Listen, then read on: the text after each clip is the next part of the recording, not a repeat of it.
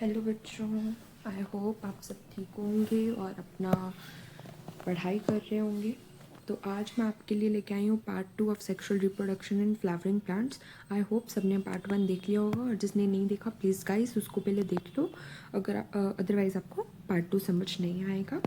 Okay बच्चों, तो पिछले लेक्चर में हम कुछ ज़्यादा कवर अप नहीं कर पाए थे, तो कुछ इंट्रोडक्शन ली थी हमने और हमने स्टार्ट किया था topic that was pre fertilisation events और कुछ पार्ट पढ़ा था हमने मेल प्लांट में। ओके, तो आज मैं आपके लिए क्या लेके आई हूँ, कुछ मॉडिफिकेशन करी है मैंने लेक्चर में जिससे कि हम इजीली जल्दी जल्दी चैप्टर कंप्लीट कर पाए।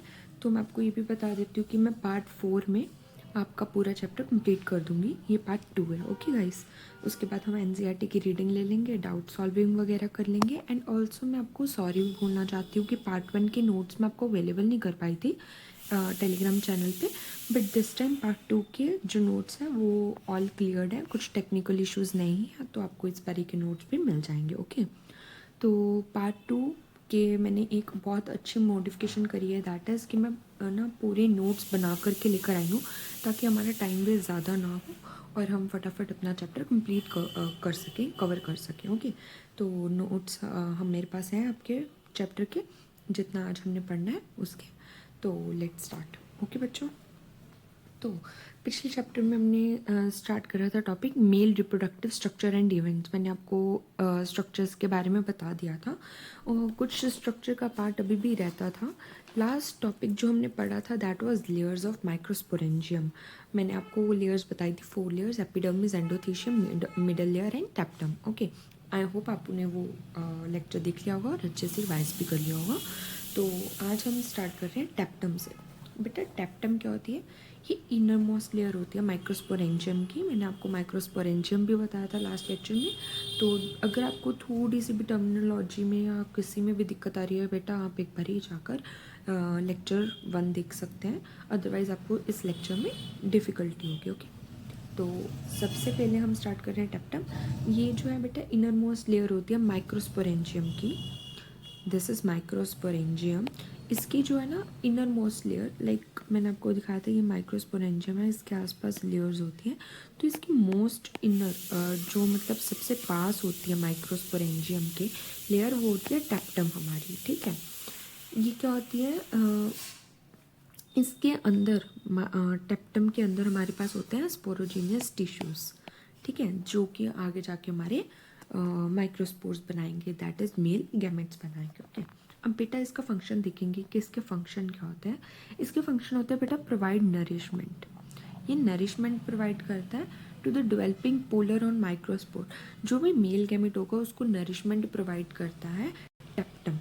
ठीक है बच्चा, टेप्टम जो है हमारी नरिशमेंट प्रोवाइड करेगा टू द डेवलपिंग पोलर। जो भी हमारा मेल गैमेट होगा उसको नरिशमेंट, उसको खाना प्रोवाइड करेगा। अब बेटा नरिशमेंट देने के भी 2 तरीके हैं हमारे पास, एक तो है बेटा इन सीतु और एक है एक्स सीतु। ठीक है, इन सीतु क्या है बेटा? इन सीतु जो है ना एडवांस टाइप है। ये बहुत ही जैसे हम कहते हैं ना कि एवोल्यूशन हो रही है, एवोल्यूशन के साथ साथ हर चीज़ों के तरीके भी बदल रहे हैं। तो इन सीतु एक नया एडवांस तरीका है नरिशमेंट प्रोवाइड करने का। और जो एक एक्स सीतु है बेटा, ये प्रिमिटिव, प्रिमिटिव मतलब old, this is an old type. ठीक है बेटा, ये ओल्ड टाइप है, ओल्ड तरीका है, पुराना तरीका है। और जो ये हमारा एडवांस्ड वाला है ये हमारा नया तरीका है। ओके, तो आगे चलते हैं। आगे मैं आपको बताती हूँ इन सीतु में और एक्स सीतु में किस तरह का डिफरेंस होता है। इन सीतु बेटा देखो सेक्रेटरी मोड होता है। सी, ये हमारी वॉल है, दिस इज़ अवर वॉल। मैं प्रॉपर डायग्राम्स बनाकर लेके आई हूँ आपके लिए। तो ये जो हमारी वॉल है बेटा, इस वॉल्स में से सिक्रेटरी वेसिकल्स, ये कुछ सेल्स होते हैं, वो कुछ सिक्रेटरी वेसिकल्स को सिक्रीट करते हैं, कुछ न्यूट्रिएंट्स को सिक्रीट करते हैं और फिर उसको ट्रांसपोर्ट कर देते हैं हमारा स्पोरोजीनियस टिश्यूज़ के पास। ओके, तो ये क्या करते हैं, वॉल सिक्रेटरी वेसिकल्स को सिक्रीट करती है और नरिशमेंट या खाना प्रोवाइड कर देती है हमारी स्पोरोजीनियस टिश्यूज़ के पास। और जो ये एक्सीतु है बेटा, इसमें क्या होता है, जो वॉल्स होती है ना, वॉल्स में से सेल खुद निकलते हैं। इसमें से सेल खुद निकला बेटा। ओके, खुद निकल के इसने नरिशमेंट प्रोवाइड करी स्पोरोजीनियस टिश्यू को, और इसका मतलब है कि सेल खुद निकल रहा है, तो इसका मतलब यहाँ पर रप्चरेंस भी हो रही होगी वॉल की, मतलब वॉल ख़राब हो रही होगी, सेल निकल रहे होंगे। हाँ, तो इसमें बेटा जो सेल हैं वो ख़राब हो रहे होते हैं, लेकिन इसमें सेल नहीं ख़राब हो रहे होते, इसमें जस्ट सेक्रेटरी वेसिकल्स आ रहे होते हैं बाहर। ओके, इसको हम एमेबॉइड मोड भी कहते हैं। क्यों कहते हैं? क्योंकि जो ये हमारे वॉल के सेल्स हैं, ये अमीबा के तरीके से यहाँ पर आते हैं, खाना प्रोवाइड करते हैं और रप्चर हो जाते हैं। ओके, अब नेक्स्ट फंक्शन हम पढ़ेंगे। इट प्रोड्यूसेस यूबीश बॉडीज, या फिर हम बोलते हैं ऑर्बिक्यूल्स। और यूबीश बॉडीज या फिर ऑर्बिक्यूल्स प्रोड्यूस करते हैं ये। अब ये बेटा यूबीश बॉडीज या ऑर्बिक्यूल्स क्या होते हैं? They are made up of non degradable organic complex. ये क्या होता है ना, जो ये बॉडीज़ होती हैं ये नॉन डिग्रेडेबल और ऑर्गेनिक कॉम्प्लेक्सेस से बने होते हैं। और ये नॉन डिग्रेडेबल और ऑर्गेनिक कॉम्प्लेक्स क्या होता है? ये स्पोरोपोलिनिन होता है। ये स्पोरोपोलिनिन होता है जो कि हमारी टेप्टम है ना, वो एक हार्ड कवरिंग बना सके। मैं आपको कैसे बताऊँ? सी बेटा, आप पहले सेंटेंस को या जो मैंने नोट्स बना रखे हैं उसको समझो। इट थोड़ा डिफिकल्ट है इस पॉइंट को समझना, but I know you will get it. See, पहले हम रीड करेंगे। इट प्रोड्यूसेस यूबीज बॉडीज और orbicules that are made up of non degradable and organic complex substance that is poropollenin. So tapetum can synthesize an outer hard covering that is exine wall of the pollen grain. बेटा सी, जो pollen grain होता है हमारा, pollen जो बाहर निकलता है हमारा एंथर से, that is pollen grain, right. Pollen grains के बेटा दो वॉल्स होती हैं, that is intine and exine. ठीक है, अब जो बाहर वाली होती है ये एक्साइन होती है और ये हार्ड होती है। जो इनर वाली होती है वो बेटा इंटाइन होती है और वो हार्ड नहीं होती। ठीक है, अब जो ये टेप्टम है ना, ये यूबिश बॉडीज प्रोड्यूस करती है। यूबिश बॉडीज किससे बनी होती हैं? ऑर्बिक्यूल्स प्रोड्यूस करती है। वो किससे बनी होती है? वो एक नॉन डिग्रेडेबल ऑर्गेनिक सब्सटेंस से बनी होती है जिसका नाम है स्पोरोपोलिनिन। ये बहुत इंपॉर्टेंट केमिकल है बेटा, ये हमें याद रखना है। और मतलब कोई पूछेगा कि हमारी एक्साइन वॉल किससे बनी होती है, तो भी आंसर स्पोरोपोलिनिन आएगा। हम डायरेक्ट भी लिख सकते हैं कि टेप्टम स्पोरोपोलिनिन प्रोड्यूस करता है, जिससे कि हमारी एक्साइन वॉल बनती है पोलन ग्रेन की। ठीक है, तो ये एक बॉडीज यू कैन सी, मैं आपको समझा देती हूँ। ये देखो, जस्ट एक रफली आपको बता रही हूँ। देखो, ये जैसे यूबिश बॉडीज आ गई, ये स्पोरोपोलिनिन की बनी हुई हैं। ये सारी मिलके क्या बनाएंगी? एक्साइन वॉल बनाएंगे। ये क्या बनाएंगे मिलके? एक्साइन वॉल बनाएंगे पोलन ग्रेन की। ओके बेटा, तो ये भी हम याद रखेंगे कि यूबिश बॉडीज़ क्या हैं। यूबिश बॉडीज़ किससे बनी होती है? ऑर्गेनिक कॉम्प्लेक्स से, दैट इज स्पोरोपोलिनिन। और ये क्या बनाती है आगे जाके? एक्साइन वॉल बनाती है पोलन ग्रेन की। ठीक है, तो मैंने थोड़ा सा आपको यहाँ पे इंट्रोडक्शन दे दिया स्पोरोपोलिनिन का। That a complex organic compound that is highly resistance against design heat strong acids alkalis.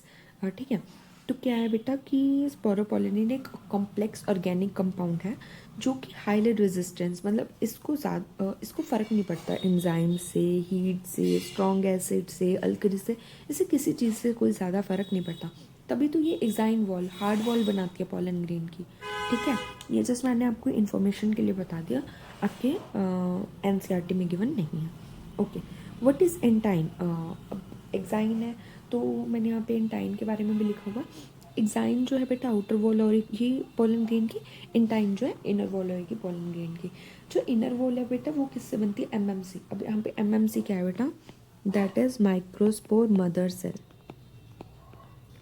Microspore mother cell, ये आपको थोड़ा याद रखना है, ये मैंने आपको नोट्स में मेंशन नहीं करके दिया। माइक्रोस्पोर मदर सेल ये एंटाइन माइक्रोस्पोर मदर सेल्स बनाती हैं। ओके, नेक्स्ट हमारा क्या फंक्शन है टेप्टम का? It produces compatible proteins that attach on exine wall of pollen grain.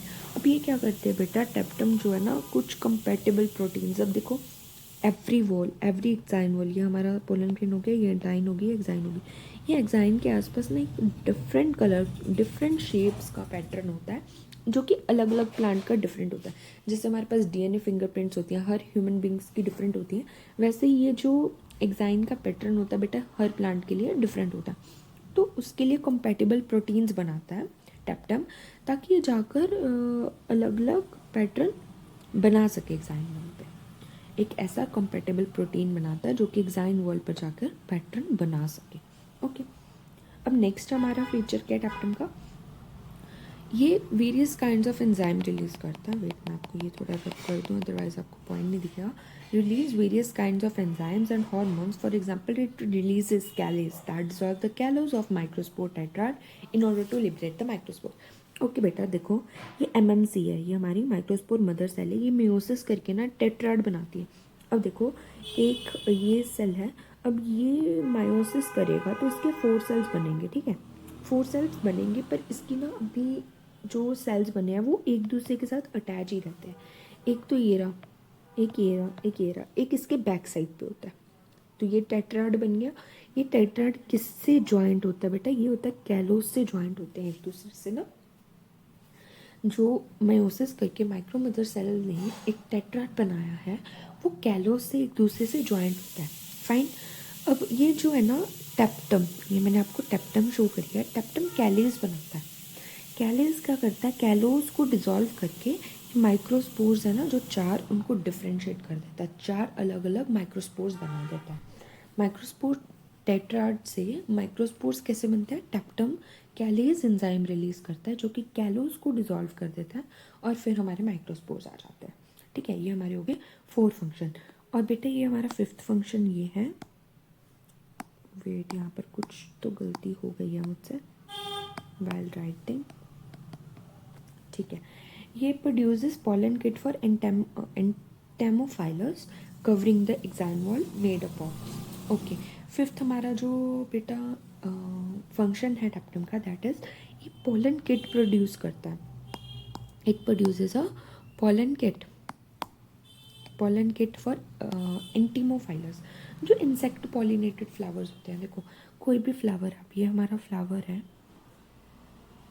ठीक है ये हमारा फ्लावर है, अब इसको कुछ तो अट्रैक्ट इंसेक्ट्स है, ठीक है अब इंसेक्ट को कुछ तो अट्रैक्ट करेगा ना फ्लावर में, ताकि वो आके वहाँ पे पॉलिनेटर बने। तो क्या बहुत हमारे जो पेटल्स होते हैं वो अट्रैक्ट करते हैं, फ्रेगनेंस अट्रैक्ट करती है, कलर अट्रैक्ट करता है पेटल्स का। तो ये क्या करता है ना, इंटेमोफाइलस इंसेक्ट पॉलिनेटेड फ्लावर्स जो होते हैं उनमें, सिर्फ इंसेक्ट पॉलिनेटेड फ्लावर्स में ये पॉलन किट प्रोड्यूस करता है, जो कि बनी होती है ऑयल और लिपिड से, कैरोटिनॉइड से और म्यूसिलेज सब्सटेंस से। अब ये पॉलन किट क्या होती है बेटा, पॉलन किट जो होती है 3 चीज़ों से मिलकर बनती है, ऑयल और लिपिड्स, कैरोटिनॉइड्स और म्यूसिलेज सब्सटेंस। ऑयल और लिपिड्स क्या करते हैं, यूवी रेज से फ्लावर को प्रोटेक्ट करते हैं, कैरोटिनॉइड्स येलो या फिर ऑरेंज कलर देते हैं जिससे कि पॉलिनेटर जो है वो अट्रैक्ट होता है, ठीक है। म्यूसिलेज सब्सटेंस भी ये प्रोड्यूस करते हैं ताकि जो पोलन है वो इंसेक्ट से अटैच हो जाए, ठीक है। ये पोलन किट सिर्फ किस में प्रोड्यूस करता है, इंसेक्ट पॉलिनेटेड में, जिसमें कि प्रोड्यूस होता है ऑयल और लिपिड्स, कैरोटिनॉइड्स और म्यूसिलेज सब्सटेंस। ओके, अब हम एक बार मैं आपको बता देती हूँ कि 5 पॉइंट्स क्या है हमारे। पहले तो ये नरिशमेंट प्रोवाइड करता है, ठीक है, नरिशमेंट प्रोवाइड कर दिया हमारे स्पोरोजेनियस टिश्यूज को। सेकेंड ये स्पोरोपोलिन प्रोड्यूस करता है जिससे कि हमारी एक्साइन वॉल बनती है। थर्ड ये करता है कंपैटिबल प्रोटीन्स फॉर्म, जिससे कि हमारे एक्साइन वॉल को जाके अटैच करते हैं और डिफरेंट पैटर्न्स बनते हैं एक्साइन वॉल्स के। फोर्थ ये प्रोड्यूस करता है कैलस एंजाइम, जो कि कैलोस को डिसॉल्व करके माइक्रोस्पोर टेट्राइड को माइक्रोस्पोर्स बना देते हैं। फिर ये पोलन किट प्रोड्यूस करता है जो कि बनी होती है ऑयल और लिपिड से, कैरोटिनॉइड्स और म्यूसिलेज सब्सटेंसेस से। ओके, तो ये हमारा फर्स्ट टॉपिक कवर होता है, दैट इज टेप्टम। अब हमने स्ट्रक्चर तो पढ़ लिया सारा, मेल रिप्रोडक्टिव पार्ट जो प्लांट का है वो हमने पढ़ लिया। हम इवेंट्स पे आते हैं कि इवेंट्स क्या होता है इसमें। देखो बेटा इवेंट्स क्या होते हैं इसमें, वेट हम इसमें इवेंट्स पढ़ेंगे। ओके, तो जो इसके इवेंट्स है, फर्स्ट जो इवेंट है वो है हमारा माइक्रोस्पोरोजेनेसिस। जो हमारा फर्स्ट इवेंट है microsporogenesis, process of formation of haploid microspore from microspore mother cell through meiosis inside microsporangia. Microsporangia क्या था, मैंने आपको डायग्राम बताई थी, उसके अंदर हैप्लॉइड मतलब n, 2n नहीं, क्रोमोसोम नंबर क्या होगा हमारा यहाँ पे n होगा, दैट इज हैप्लॉइड, 2n नहीं होगा। Haploid microspore from microspore mother cells, microspore का बनना माइक्रोस्पोर मदर सेल्स से और इनसाइड किसके अंदर, माइक्रोस्पोरेंजिया के अंदर, इसको बोलते हैं हम माइक्रोस्पोरोजेनेसिस। इसका मैंने आपको विजुअल रिप्रेजेंटेशन करके बताया थोड़ा बहुत। ओके, ये हमारा है MMC, that is microspore mother cells. ये बहुत ही ज़्यादा कगार में होते हैं, बहुत ज़्यादा नंबर में होते हैं। इसको हम मायोसाइट भी बोलते हैं। जो मदर सेल्स होते हैं ना बेटा, इसको मैंने आगे भी आपको एक्सप्लेन करा है, they are known as meiocytes. ठीक है, ओके। स्पोरोजीनियस टिश्यूज़ हैं, स्पोरोजीनियस टिश्यूज़ कह लो या फिर एमएमसी कह लो, ये 2n में होते हैं, दैट इज़ डिप्लॉइड। फिर ये मायोसिस करके माइक्रोस्पोर टेट्राड बन जाते हैं, दैट इज़ हैप्लोइड। हैप्लोइड होता है, ओके। और ये कैसे टेट्राड बनते हैं, और इसका जॉइंट होता है कैलोस से। कैसे जॉइंट होते हैं एक दूसरे से, कैलोस की मदद से जॉइंट होते हैं, ओके। हम इसको टेट्राहेड्रल बोलते हैं डाइकॉट में, और आइसोबाइलेटरल बोलते हैं इसको मोनोकॉट में। ठीक है, ये आपको याद रखना है कि एमएमसी से मायोसिस होकर माइक्रोस्पोर टेट्राड बना, कैलोस से जुड़े हुए हैं, हैप्लोइड है, और ये टेट्राहेड्रल डाइकॉट में होता है, आइसोबाइलेटरल मोनोकॉट में होता है। फिर टेप्टामाई कैलेज रिलीज करा, माइक्रोस्पोर्स बन गए, डिफरेंट माइक्रोस्पोर्स बन गए, 4 माइक्रोस्पोर्स आके हमारे पास, दैट आर ऑल्सो हैप्लोइड। और ये जो होते हैं बेटा इमेच्योर पोलन होते हैं, और first cell of male gametophyte होते हैं। First cell of male gametophyte, microspores are first cell of male gametophyte. ये बहुत ही इंपॉर्टेंट पॉइंट है हमारा, ओके।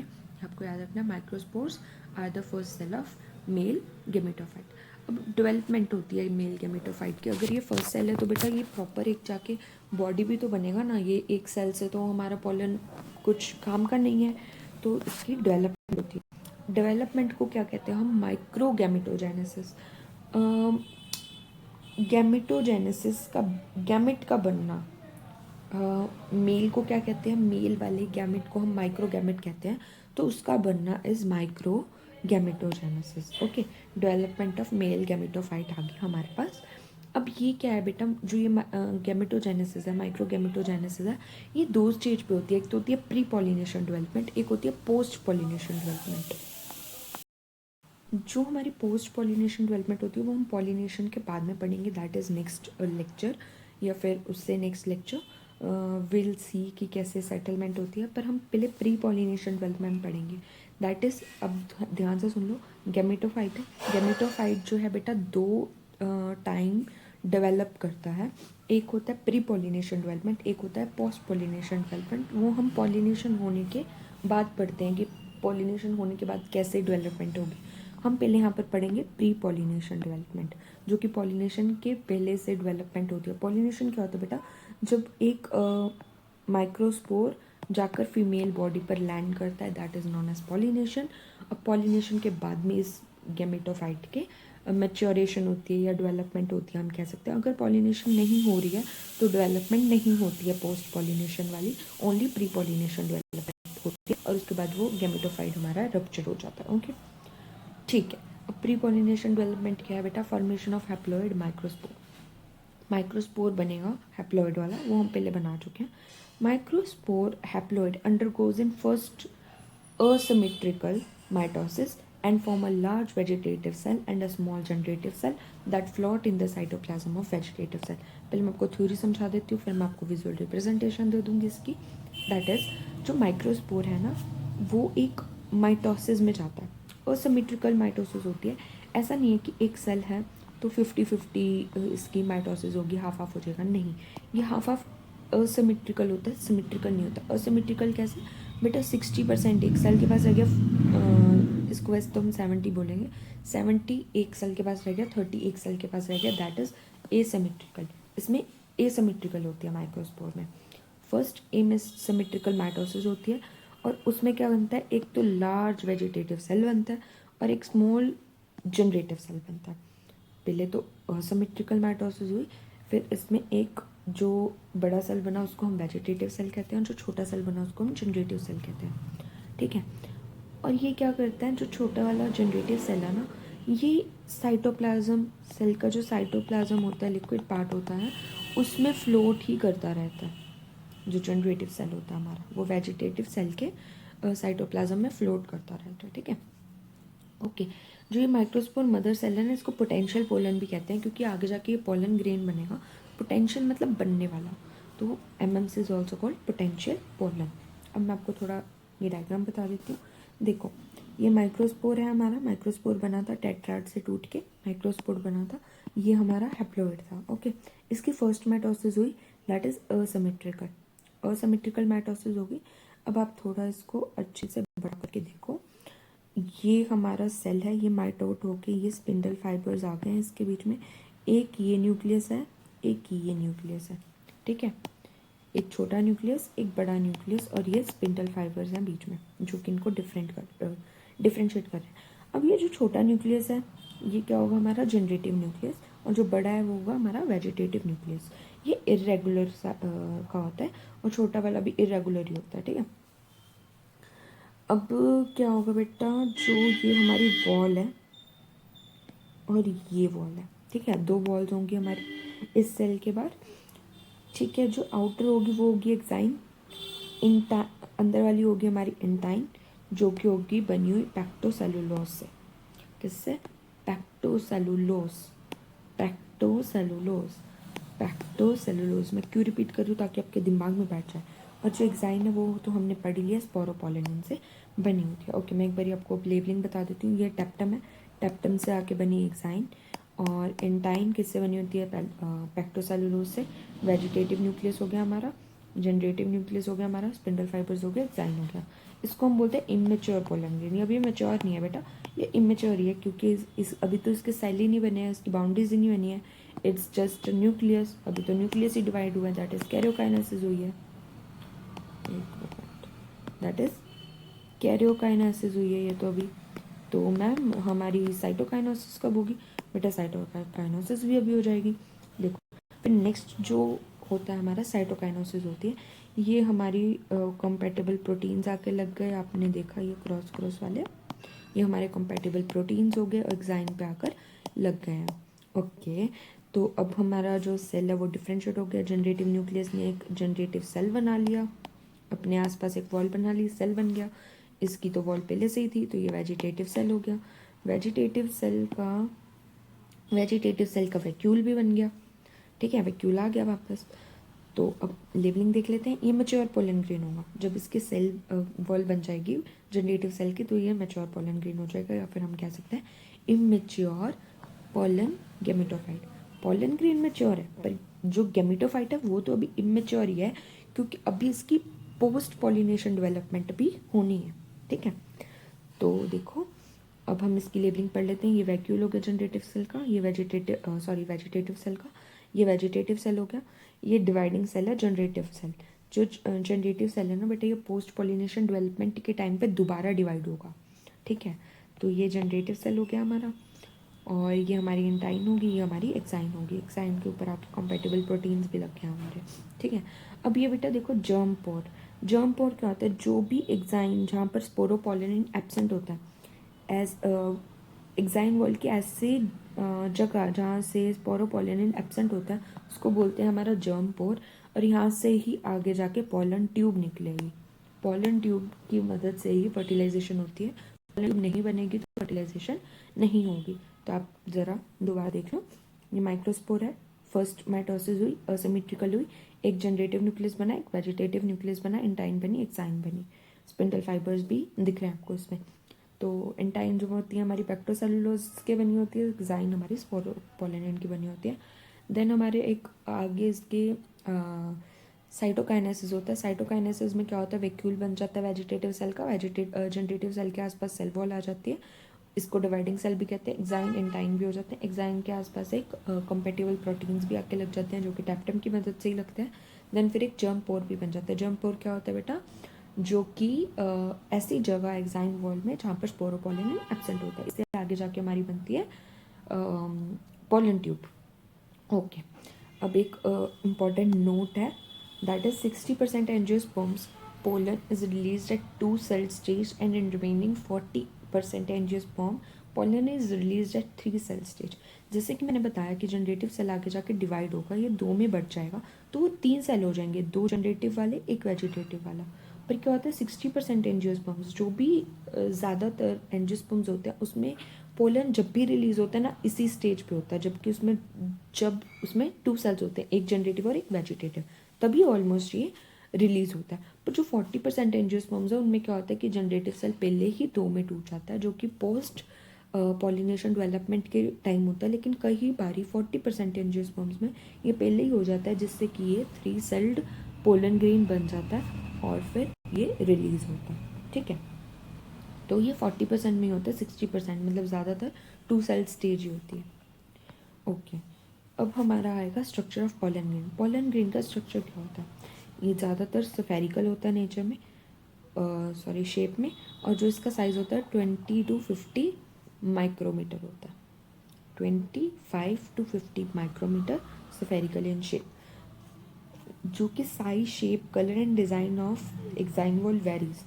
अब जो मैंने आपको पहले बताया था, एक्साइन वॉल हर एक प्लांट की डिफरेंट होती है, जैसे कि हमारे डीएनए फिंगरप्रिंट्स डिफरेंट होते हैं, वैसे ये डिफरेंट होती है। Size, shape, colour and designs of exine wall varies from plant to plant. Varies from मतलब सब प्लांट का डिफरेंट डिफरेंट एक्साइन वॉल का शेप होगा।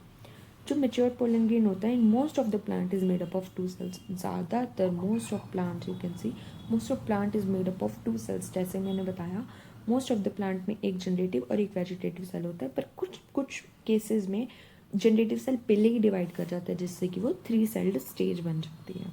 अब मैं आपको बताऊंगी जनरेटिव सेल और वेजिटेटिव सेल में डिफरेंस क्या होता है। जनरेटिव सेल जो होता है स्मॉल साइज होता है, वेजिटेटिव हमारा लार्ज साइज होता है। जनरेटिव जो है हमारा स्पिंडल शेप होता है, जो सेल होता है आपको दिख रहा होगा स्पिंडल शेप, मतलब अभी तो हमने इसको उसमें हमने जो इसकी डायग्राम बनाई है वो हमने माइक्रोस्कोपिक लेवल वाली बनाई है, बट अगर हम वैसे देखें मतलब माइक्रोस्कोप की पावर इतनी ज़्यादा ना हो, जूम इतना ज़्यादा ना हो, तो ये स्पिंडल फाइबर ही दिखता है। स्पिंडल इस तरह का होता है, आप देखो इस तरह का ही आपको सेल दिखेगा, स्पिंडल शेप ही सेल है जनरेटिव वाला, क्योंकि ये छोटा होता है। और जो वेजिटेटिव होता है ये स्फेरिकल शेप का होता है, पूरा जैसे बड़ा गोल राउंड शेप होती है सेल की, वैसे ही होता है। ये जो जनरेटिव है रेगुलर शेप्ड होता है और इसका न्यूक्लियस भी ऑब्वियसली स्मॉल ही होगा, स्मॉल सेल है, रेगुलर शेप, स्मॉल न्यूक्लियस होता है। वेजिटेटिव का इरेगुलर शेप होता है, इसकी कोई रेगुलर शेप नहीं होती, इसकी रेगुलर शेप होती है, राउंड या spindle shape, whatever we can say. ठीक है, इसमें वैक्यूल्स प्रेजेंट नहीं होते जनरेटिव सेल में, क्योंकि छोटा सेल होता है। इसमें प्रेजेंट होते हैं, ये शॉर्ट फॉर्म में बेटा प्रेजेंट की और ये एब्सेंट की। रिजर्व फूड, जनरेटिव सेल में कोई रिजर्व फूड नहीं होता, वेजिटेटिव सेल में रिजर्व फूड भी होता है, क्योंकि इसमें इनफ स्पेस होती है। तो जो ये जनरेटिव सेल है इसको हम डिवाइडिंग सेल बोलते हैं। इसमें सेकेंड माइटोसिस भी होती है, जो कि आगे जाके 2 नॉन मोटाइल मेल गैमेट्स बनाती है। नॉन मोटाइल मेल गैमेट्स, ये याद रखना कि मेल गैमेट्स होते हैं मोटाइल नहीं होते। इसके अंदर अभी सेकेंड माइटोसिस भी होगी। लेकिन जो वेजिटेटिव सेल होता है बेटा, इसमें सिर्फ डिफ्रेंशिएटिंग सेल्स होते हैं, जो कि आगे जाके एक पोलन ट्यूब बनाते हैं, और इसका कोई काम नहीं होता। मैंने आपको बताया था पोलन ट्यूब बनाएगा, कहाँ से पोलन ट्यूब बनाएगा? जहाँ पर ये जर्म पोर होगा, जहाँ पे स्पोरोपोलिन एब्सेंट होगा। वेजिटेटिव सेल क्या करेगा हमारे यहाँ पे? पोलन ट्यूब बनाएगा। जनरेटिव सेल आगे जाके डिवाइड होकर सेकेंड माइटोसिस करके 2 नॉन मोटाइल मेल गैमेट्स बनाएगा। ओके, ये तो हमारा डिफरेंस हो गया। अब जो हम स्ट्रक्चर पढ़ रहे थे हमारा पोलन ग्रेन का, उस पर वापस आते हैं। इसके 2 वॉल्स होते हैं, आउटर थिक होती है एक्साइन बोलते हैं, इनर सॉफ्ट होती है इंटाइन बोलते हैं। Exine has fascinating array of design, so has taxonomical importance. अब देखो मैंने आपको बताया कि हर एक प्लांट की जो एक्साइन वॉल होती है वो डिफरेंट शेप, डिफरेंट पैटर्न्स की बनी होती है, डिफरेंट कॉम्पेटिबल प्रोटीन्स होते हैं। टॉक्सोनॉमिकल इंपॉर्टेंस क्या आ गई मैम इसमें? इसमें टॉक्सोनॉमिकल इंपॉर्टेंस ये है बेटा, जब हर किसी प्लांट का डिफरेंट शेप है, डिफरेंट साइज है, डिफरेंट पैटर्न्स है, तो हम उस पैटर्न को स्टडी करके हम मतलब बता सकते हैं कि ये कौन सा प्लांट है। तो ये टॉक्सोनॉमिकल इंपॉर्टेंस हुआ। अगर हाँ हमने कोई प्लांट मिला है जिसके फ्लावर्स एकदम सिमिलर हैं बट कलर डिफरेंट है, मान लो एक रोज़ है, ठीक है, रोज़ है जो हमें मिला है बेटा, वी कैन से कुछ ऐसा कलर जो हमने कभी पहले इमेजिन नहीं करा। Imagine that teal colour, okay, teal colour का हमें कोई रोज़ मिला है कहीं से, बट पेटल्स उसके रोज़ जैसे ही दिख रहे हैं बट कलर उसका डिफरेंट है, तो हमें कैसे पता कि ये रोज़ है? हमने तो टील कलर का रोज़ पहले कभी देखा ही नहीं है। तो साइंटिस्ट क्या करेंगे, इसकी ना एक्साइन वॉल स्टडी करेंगे कि एक्साइन वॉल का पैटर्न कैसे है। एक्साइन वॉल का पैटर्न स्टडी किया फिर मैच किया कि वो तो रोज़ से मैच हो रहा है और दिख भी रोज़ जैसा ही रहा था कुछ कुछ, तो फिर वो उसको रोज़ की कैटेगरी में डाल देंगे। तो इसलिए ये हो गया हमारा टॉक्सिनोमिकल इम्पोर्टेंस। ओके, एग्जाइम जो है ना बेटा, अब देख लो बहुत तरह के होते हैं। एग्जाइन या तो ट्राइकॉल्पेट होगा या फिर मोनोकॉल्पेट होगा। अब ये ट्राइकॉल्पेट और मोनोकॉल्पेट क्या है? जर्म पोर्स है बेटा। एग्जाइन में जितने जर्म पोर्स होंगे उस अकॉर्डिंग उसको कॉल्पेट का नाम दिया जाता है। 3 कॉल्पेट किस में होते हैं? डाइकॉट में होते हैं। मोनोकॉल्पेट किस में होता है? मोनोकॉट में होते हैं। अब याद रख लो, एक मतलब मोनोकॉट, ट्राई मतलब डाइकॉट। ओके, यहाँ पे स्पोरोपोलन एब्सेंट होता है और यहाँ से ही पोलन ट्यूब बनती है। ठीक है, exine has either three germ pores या फिर 1 जर्म पोर। अगर 3 है तो डाइकॉट हो गया, 1 है तो मोनोकॉल्पेट हो गया। ओके, अब यहाँ तक हमने पढ़ लिया कि हमारा पोलन ग्रेन का शेप क्या है, स्ट्रक्चर क्या है, और हमारा ये माइक्रोगैमेटोजेनेसिस कैसे होता है, हमारा माइक्रोस्पोरोजेनेसिस कैसे होता है। ये कुछ टेक्निकल इश्यूज़ की वजह से नोट्स आपको शो नहीं हो रहे हैं, पर आपको नोट्स जो है प्रॉपर मिलेंगे, डोंट वरी। ओके, अब आगे हमारा आता है dehiscence of mature anther. Mature anther, देखो बेटा ये हमारा एंथर है, ठीक है। ये एंथर का डायसेंस होता है, मतलब इसका डायसेंस इन द सेंस कि कट लगता है इसके अंदर से। एक एंथर है, इसके अंदर कहीं से तो कट लगेगा, कहीं से तो ये फटेगा, रप्चर होगा, ख़राब होगा, जहाँ से हमारे पोलन ग्रेन्स जो हैं बाहर आएंगे, जहाँ से हमारे पोलन ग्रेन्स बाहर आएंगे और फीमेल प्लांट पर जाकर लैंड करेंगे। ओके, जो ये डाइसेंस होती है बेटा मेच्योर एंथर की, अब ये एंथर तो मेच्योर ही है ना, जब उसके पास प्रॉपर हमारा ये बन गया, स्पोर वगैरह बन गया, तो वो तो ये देखो जो हमारा मेच्योर पोलन ग्रेन बन गया, सब कुछ हो गया, तो वो एंथर तो मेच्योर ही हो गया। तो मेच्योर का डाइसेंस होगा, तो ये क्या होता है, मोस्टली लॉन्गिट्यूडनल इन नेचर होता है। जो डाइसेंस होती है कौन से शेप में आके कट होती है, लॉन्गिट्यूडनल, इस तरह का कोई कट लगेगा, ऐसा लॉन्गिट्यूडनल, ठीक है। ऐसा वो नहीं लगेगा, हॉरिजॉन्टल नहीं लगेगा, लॉन्गिट्यूडनल वर्टिकल लगेगा, ठीक है। अब नेक्स्ट पे जाते हैं। नेक्स्ट पॉइंट क्या लिखा हुआ है, middle layer generates after supplying food to tapetum, after pollen matures tapetum also degenerates. हम यहाँ पे प्रोसेस देख रहे हैं कि मेच्योर एंथर की डाइसेंस कैसे पॉलन ग्रेन्स को बाहर निकालता है वो। तो पहले क्या होता है, पहले तो हमने पढ़ लिया कि मोस्टली लॉन्गिट्यूडनल इन नेचर होता है, ऐसा कट लगाता है। और सेकेंडली जो हमने लेयर्स पढ़ी थी, हमारे स्पोरोजीनियस टिश्यूज़ के आसपास लेयर्स पढ़ी थी हमने 4, तो उसमें से क्या होता है, सबसे पहले मिडल लेयर रप्चर करती है, ये मैंने आपको टेबल में बताया था, एंड बिल्कुल एंड टॉपिक था हमारा 4 लेयर्स ऑफ माइक्रोस्पोरेंशियम, उसमें मैंने आपको बताया था सबसे पहले मिडल लेयर रप्चर करती है, ठीक है। तो ये जो मिडल लेयर है ना, ये रप्चर करेगी, डीजनरेट हो जाएगी, रप्चर करेगी after supplying food to this tapetum. इसने क्या करा, फूड न्यूट्रिएंट्स लिए, फूड लिया, इसको ऑब्जर्व करा और टेप्टम को सप्लाई कर दिया। अब टेप्टम को देने के बाद ये जो है ना रप्चर कर जाएगी, ये फट जाएगी, ठीक है, ये जो है ख़राब हो जाएगी, ये डीजनरेट हो जाएगी। डीजनरेट होने के बाद अब जब पोलन मेच्योर हो जाएगा, जब टेप्टम ने सारा खाना पोलन को दे दिया, इसको स्पोरोजीनियस टिश्यू को दे दिया, उस टाइम पे क्या होगा, उस टाइम पे ये टेप्टम भी जो है ना सारा खाना इसको देकर, इसको मेच्योर बनाकर ये भी रप्चर हो जाएगी, ठीक है। पहले मिडल लेयर रप्चर होगी, मिडल लेयर ने टेप्टम को खाना पास कर दिया, टेप्टम ने पोलन ग्रेन को खाना पास कर दिया और टेप्टम रप्चर हो गई। फिर क्या होगा, after degeneration sterile tissue between pollen chamber of each lobe unite to form 1 pollen sac, therefore mature anther has 2 pollen सैक्स।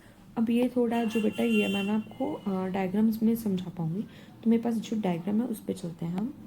देखो ये रही मेरी डायग्राम, यहाँ पे पहले क्या होता था, ये डायग्राम में यहाँ पे स्पोरोजीनियस टिश्यू था, यहाँ पे हमारी टेप्टम थी, यहाँ पे हमारा मिडल लेयर था, फिर यहाँ से हमारी एंडोथीशियम शुरू हो जाती थी ऐसे। यहाँ पर भी एक हमारा स्पोरोजीनियस था, टेप्टम था और मिडल लेयर थी, और ये हमारी एपिडर्मिस तो है ही है, ठीक है। ये डायग्राम थी हमारी। अब देखो ये भी डीजनरेट होगी, ये भी डीजनरेट होगी, क्या होगा, ये स्पोरोजीनियस टिश्यू और ये स्पोरोजीनियस टिश्यू एक ही चैम्बर में फॉल करने लग जाएंगे, एक ही चैम्बर में फॉल करने लग जाएंगे। देखो मैं आपको बताती हूँ, अब देखो यहाँ पर आ गया ऐसा, तो ये हमारी होगी एंडोथीशियम। ठीक है, अब ये जो स्टेराइल टिश्यू है इसके आसपास वाले ये जो स्टेराइल मतलब जो कि मदर सेल नहीं है, जो कि जस्ट नरिशमेंट प्रोवाइड कर रहे हैं, खाना प्रोवाइड कर रहे हैं, वो टिश्यूज़ आपस में कंबाइन हो जाएंगे। ठीक है, आपस में यहाँ से कंबाइन हो गए, जबकि टेप्टम और मिडल लेयर डिजेनरेट होगी और एक ही चैम्बर बना लिया, और इस एक चैम्बर को हमने बोल दिया पोलन सैक। इसलिए हम कहते हैं जो मैच्योर एंथर होता है उसमें 2 पोलन सैक होते हैं, एक तो ये वाला हो गया, ठीक है, एक बेटा ये वाला पोलन सैक हो गया। तो जो मैच्योर एंथर होता है इसमें 2 ही पोलन सैक होते हैं। जब कब बनते हैं पोलन सैक? जब टेप्टम और मिडल लेयर जो है डिजेनरेट हो जाती है। ठीक है, तो ये आपको ये पॉइंट समझ आ गया। After degeneration sterile tissues between pollen chamber of each lobe, अब ये लॉब ही थी ना, एक लॉब यहाँ पे थी, एक यहाँ पे थी, इन दोनों के बीच में जो भी स्टेराइल टिश्यू थे, आफ्टर डिजेनरेशन ऑफ टेप्टम और मिडल लेयर, ये वाले जो बीच वाले स्टेराइल टिश्यू थे वो कंबाइन करके एक ही चैम्बर बना लेते हैं और इसको हम बोल देते हैं एक पोलन सैक। ठीक है, अब ये एक पोलन सैक हमारा बन गया। अब जो मैच्योर एंथर है उसके पास सिर्फ 2 ही वॉल्स होंगी, एपिडर्मिस और एंडोथीशियम, क्योंकि टेप्टम और मिडल लेयर तो हमारी डिजेनरेट हो चुकी है। ठीक है जी, अब आगे चलते हैं ma'am. Region from which anther ruptures is called stomium. अब जहाँ से ये एंथर रप्चर करेगा और पोलन ग्रेन्स को बाहर का रास्ता देगा, उसको क्या बोलते हैं हम? स्टोमियम। उस पॉइंट को क्या बोलते हैं हम? स्टोमियम। ठीक है, तो ये हमारा स्टोमियम हो गया। यहाँ से ये रप्चर करी एंथर और ये पोलन ग्रेन्स को बाहर जाने दे रही है, this is known as stomium. ठीक है, ये इंपॉर्टेंट है, ये आप याद रख लेना। In the dehiscence, major role is played by endothecium because the inner tangential wall and radial walls of endothecium have deposited alpha cellulose fibers and callus plugs which are hygroscopic in nature. अब ये बेटा देखो, आपको point याद तो नहीं करना, लेकिन आप एक बारी समझ लो, क्योंकि आपके पास एज अ ऑब्जेक्टिव आ सकता है कि कौन सा वॉल जो है मेजर रोल प्ले करता है डाइसेंस में। ठीक है, दैट इज एंडोथीशियम वॉल जो है इंपॉर्टेंट रोल प्ले करता है, क्योंकि क्या है ना बेटा, देखो ये हमारी एंडोथीशियम वॉल है, कि एंडोथीशियम वॉल के टेंजेंशियल वॉल पे, मतलब अंदर वाली वॉल्स पे क्या डिपॉजिट होता है? अल्फा सेलुलोज फाइब्रिल्स और कैलोस प्लग्स। ये 2 सब्सटेंस अंदर डिपॉजिट होते हैं, that is alpha cellulose fibrils and cellulose plugs. ये क्या होते हैं? हाइग्रोस्कोपिक इन नेचर होते हैं। हाइग्रोस्कोपिक मतलब ये ना जैसे इन्वायरमेंट है, इन्वायरमेंट्स में मॉइस्चराइजर कलेक्ट करते रहते हैं और स्वेलअप हो जाते हैं। मान लो ये सेल छोटा सा है तो स्वेलअप हो जाता है। अब स्वेल करी जाएगा तो वो एंड में आके रप्चर ही हो जाएगा। ठीक है, रप्चर होता है, एंडोथीशियम जो है वॉल जो होती है रप्चर होती है, उसके प्रेशर से एपिडर्मिस रप्चर होता है। अब देखो हमारा एक ये सेल है और इसके पास हमारा छोटा सा सेल ये है। अब इसका प्रेशर इस सेल के ऊपर भी तो पड़ेगा, एपिडर्मिस के सेल के ऊपर भी तो पड़ेगा, फिर एपिडर्मिस सेल अभी रप्चर होने शुरू हो जाते हैं। तो मेजर रोल क्या होता है डाइसेंस में? किसका होता है? एंडोथीशियम का। क्यों? क्योंकि इसमें अल्फा सेलुलोज फाइब्रिल्स और कैलोस प्लग्स अंदर डिपॉजिट होते हैं, जो कि हाइग्रोस्कोपिक इन नेचर होते हैं। पानी लेते रहते हैं, स्वेलअप हो जाते हैं, स्वेलअप होने के बाद रप्चर हो जाते हैं। अब ये स्वेलअप जब होते हैं तो इसका प्रेशर एपिडर्मिस पे भी पड़ रहा होता है, तो एपिडर्मिस भी रप्चर हो जाती है। ठीक है, तो ये हमने डाइसेंस ऑफ मैच्योर एंथर दिखाया, देख लो। ठीक है, ये स्टोमियम हो गया जहाँ से रप्चर हुई, ये हमारा स्टोमियम हो गया जहाँ से ये रप्चर हुई, ये हमारा पोलन सैक बन गया, जबकि स्टेराइल टिश्यूज कंबाइन हो गए, पोलन सैक बन गया। ये अंदर वाले पोलन ग्रेन है, ये 2 सेल्ड है क्योंकि इसमें जनरेटिव सेल और वेजिटेटिव सेल है। ठीक है, ये अंदर वाली एंडोथीशियम है, ब्लू वाली। ठीक है, और ये ब्लैक वाली आउटर वाली एपिडर्मिस है। ओके, ये हमारी डायग्राम होगी। बाकी मैंने आपको थ्योरी तो समझाई दी।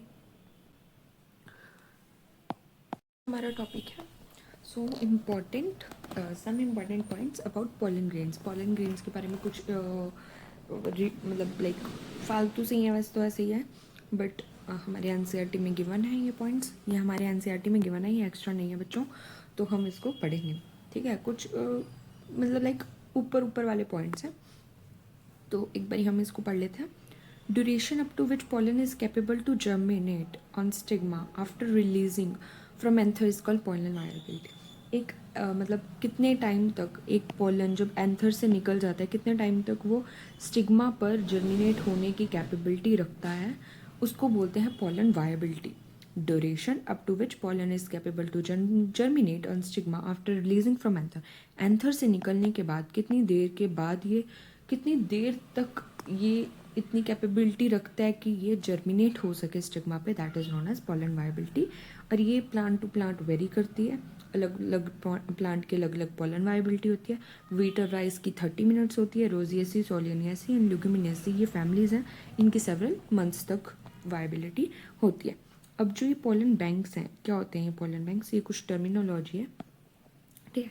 Pollen bank, the place where pollens of different species of plants are stored through cryogenic technique in liquid nitrogen.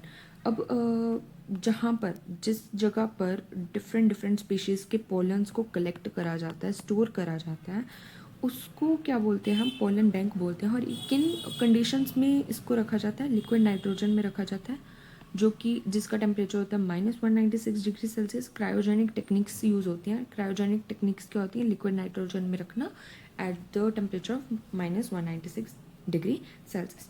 Pollen energy क्या होती है, समटाइम्स जो प्लांट्स होते हैं जैसे कि पार्थेनियम, कीनोपोडियम, अमेरैंथस, ये कई लोग इससे एलर्जिक होते हैं, जिससे कि ये ब्रोंकियल एफिलिक्शन, अस्थमा एक्सेट्रा को मतलब ये ऐसी डिजीज़ को कॉज करता है.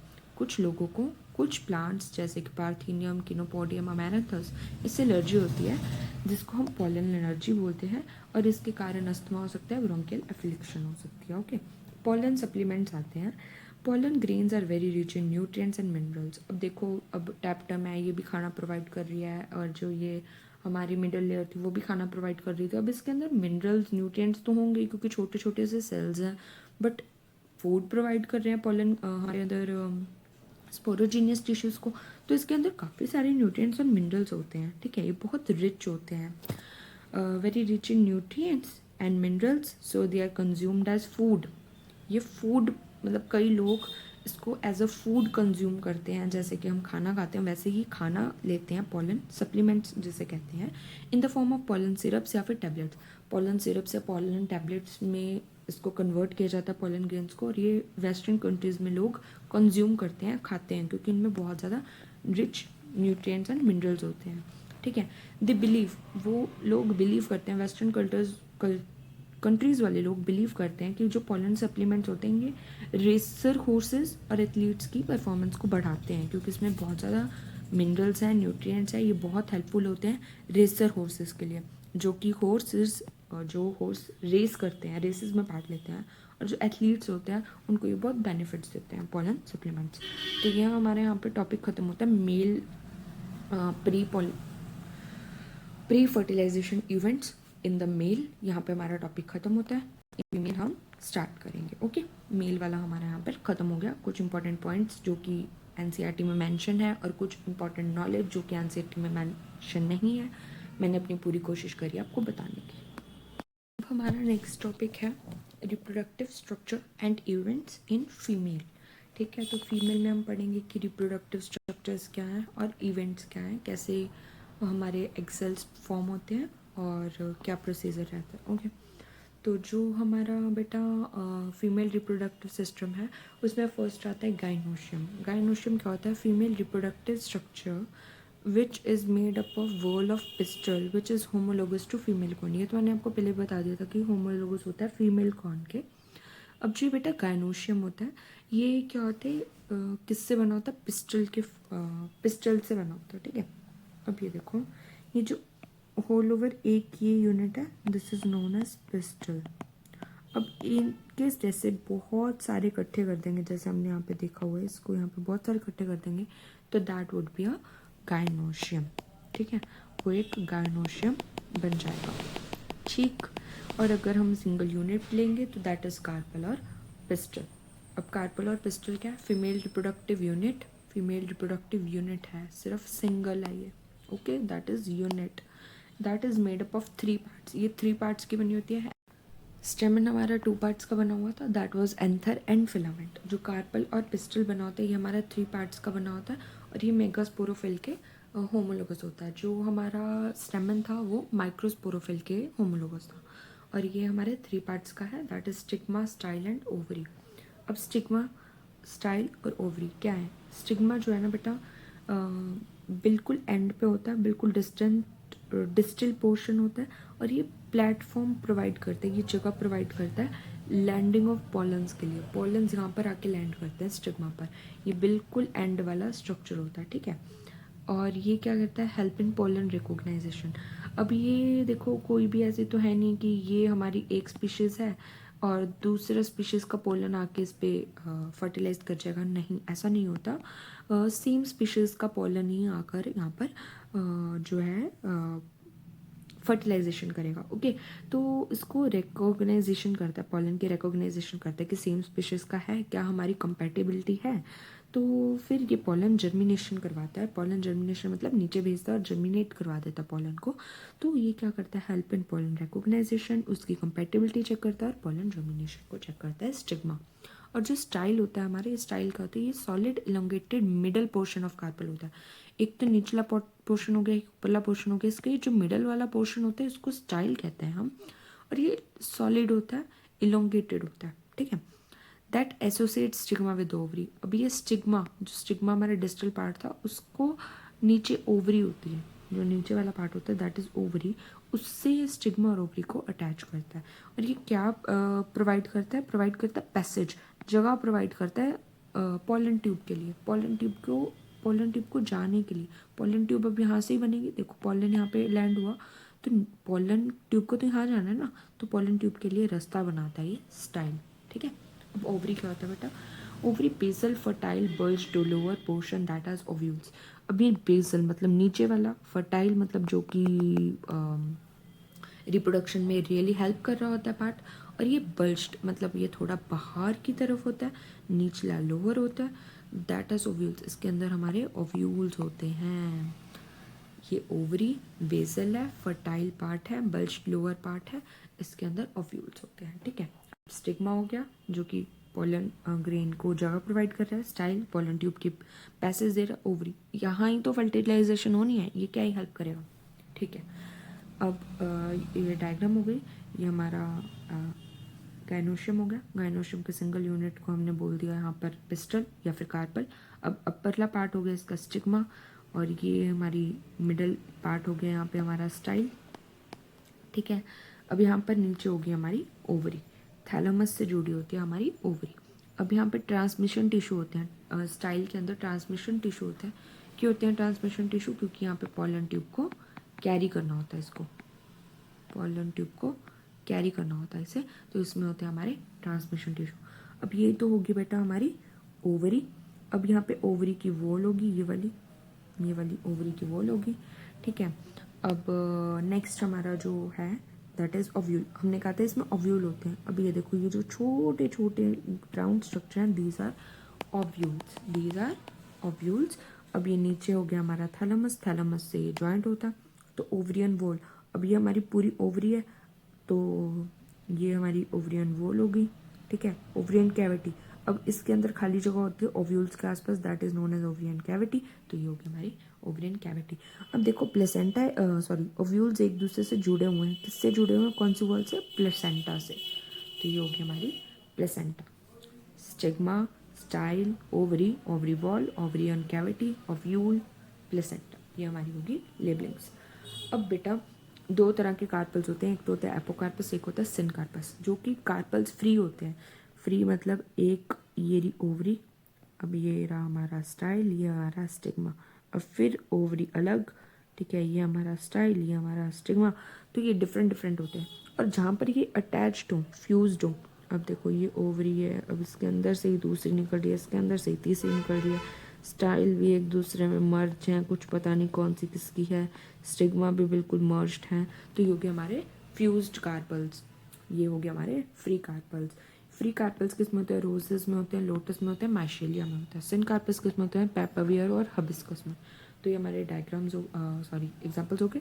Roses, lotus, michelia is apocarpous, syncarpous is papaver and hibiscus. अब हम हमारे ओव्यूल जो कि ओवरी के अंदर होते हैं, इसका स्ट्रक्चर पढ़ेंगे। ये क्या होता है? इंटेग्यूमिनेटेड मैंगोस्पोरेंजियम। इंटेग्यूमिनेटेड क्या होता है मैम? इंटेग्यूमिनेटेड मतलब इसकी वॉल्स होती हैं, इसके आसपास जो होती हैं वॉल्स होती हैं, इसके आसपास वॉल्स होती हैं। ये मेगास्पोरेंजियम होता है that is attached with ovary through a cushion like structure placenta and produces haploid megaspores. ये मेगास्पोरेंजियम होते हैं। मेगास्पोरेंजियम जैसे माइक्रोस्पोरेंजियम था कि जो कि आगे जाके माइक्रोस्पोर्स बनाएगा, वैसे ही मेगास्पोरेंजियम होता है जो आगे जाके मेगास्पोर्स बनाएगा। ठीक है, इस स्ट्रक्चर को हम मेगास्पोरेंजियम बोलते हैं। That is attached with ovary. ये ओवरी से अटैच होता है किसके थ्रू? एक कुशन लाइक स्ट्रक्चर के थ्रू जिसे हम बोलते हैं प्लेसेंटा। मैंने आपको यहाँ पे दिखाया व्हाट इज प्लेसेंटा। अगर हम इसको जूम करें तो ये कुशन लाइक स्ट्रक्चर होता है। ठीक है, दिस इज प्लेसेंटा। ये ओवरी से प्लेसेंटा के थ्रू अटैच होता है। ये क्या प्रोड्यूस करते हैं? Haploid, that is number of chromosome 2n नहीं होगा, n होगा, मेगास्पोर्स। ओके, अब ओव्यूल की स्ट्रक्चर देखेंगे बेटा। ये हमारा ये प्रॉपर जो है ये ओव्यूल है, जो ये हमारा है ना अंदर वाला पार्ट, दिस इज ओव्यूल। ठीक है, ओव्यूल के अंदर है ये mother megaspore cells, megaspore mother cells, और you can say mother megaspore cells, जो कि आगे जाके मेगास्पोर्स बनाएंगे। ठीक है, तो ये हो गया ओव्यूल, ये हमारा प्रॉपर हो गया ओव्यूल। ओव्यूल के अंदर हो गए मेगास्पोर मदर सेल्स। ओके, अब इसकी हम लेबलिंग करेंगे। बेसल एंड जो बिल्कुल नीचे वाला एंड होता है, इसको हम बोलते हैं चैलेजा। क्या बोलते हैं इसको हम? Chalaza. Chalaza. Basal end is chalaza. B के बाद क्या आता है? सी, तो याद रखना basal end is chalaza. Okay, अब ये जहाँ पे माइक्रोस्पोर मदर सेल्स होते हैं, माइक्रोस्पोर मदर सेल एक ही होगा, एक ओव्यूल में एक ही माइक्रोस्पोर मदर सेल होगा, और बाकी जो यहाँ पे सेल्स होंगे ना, जो भी यहाँ पे सेल्स हो रहे होंगे वो होते हैं nucellus. They are known as nucellus. जो भी यहाँ पर बाकी सेल्स होंगे, टिश्यूज होंगे, whatsoever, that is known as nucellus. अब नीचे वाला जो इसका डिस्टल एंड होता है बेटा, वो होता है माइक्रोपाइल, उसको बोलते हैं micropyle. Basal end chalaza, distal end micropyle. और यहाँ पर जो इंटेग्यूमेंट्स होती है ना, ये नहीं होती, इंटेग्यूमेंट्स एब्सेंट होती है माइक्रोपाइल पे। ठीक है, अब हमारा हाइलम। हाइलम क्या है? जहाँ पर इंटेग्यूमेंट्स और ये क्या बोलते हैं इसको? फ्यूनिकल। फ्यूनिकल मतलब ये स्टॉक। फ्यूनिकल जो है जहाँ पर ज्वाइंट हो रही है, that is known as hilum. That is known as hilum. जहाँ पर भी इंटेग्यूमेंट्स और ओवरी फ्यूनिकल ज्वाइन हो रही है, that is known as hilum. अब ये फ्यूनिकल क्या होता है? फ्यूनिकल बेटा एक स्टॉक या डंडी होती है जो कि ओवरी से ओव्यूल को अटैच कर रही होती है। इस डंडी को बोलते हैं हम फ्यूनिकल। ठीक है, ये प्लेसेंटा हो गई जिससे कि ओवरी से अटैच होता है ओव्यूल। ठीक है, और ये ओवरी हो गई हमारी। ठीक है, अब देख लो, बेसल एंड चैलेजा हो गया, डिस्टल एंड माइक्रोपाइल हो गया, रैफे ये मैंने आपको नहीं बताया। जहाँ पर भी ये ना फ्यूनिकल के अंदर वस्कुलर टिश्यूज़ होते हैं। वस्कुलर टिश्यूज़ क्या होता है कि अब प्लेसेंटा ओवरी से कोई भी मिनरल्स वगैरह ओव्यूल में पहुंचाने हो तो वो फ्यूनिकल के थ्रू, प्लेसेंटा के थ्रू आएंगे। और फ्यूनिकल के जो वस्कुलर टिश्यू होते हैं वो एक पॉइंट पर जाकर ना जुड़ रहे होते हैं ओव्यूल से, मतलब मर्ज हो रहे होते हैं। वहाँ पर एक रिज बन जाती है, एक ऐसे पहाड़ की तरफ की रिज बन जाती है, उसको हम बोलते हैं बेटा hilum, sorry raphe. That is known as raphe. That is known as raphe. Chalaza हो गया, माइक्रोपाइल हो गया, राफे हो गया, न्यूसिलस जो कि micro mother cells, megaspore mother cells के आसपास जो भी टिश्यूज होंगे, सेल्स होंगे, that is known as nucellus. Hilum जहाँ पे इंटेग्यूमेंट्स और फ्यूनिकल ज्वाइन हो रहे हो, जहाँ पर फ्यूनिकल होती है वहाँ पर वस्कुलर टिश्यूज होते हैं। प्लेसेंटा जो कि ओवरी और ओव्यूल को ज्वाइंट कर रही होती है। बाकी हमने इसके पॉइंट्स लिखे भी हुए आगे। ओके, जो कि मोस्ट एडवांस प्रेजेंटेशन है बेटा, प्लेसेंटेशन के बारे में आपने उसमें पढ़ा होगा +1 में कि प्लेसेंटा की किस तरह से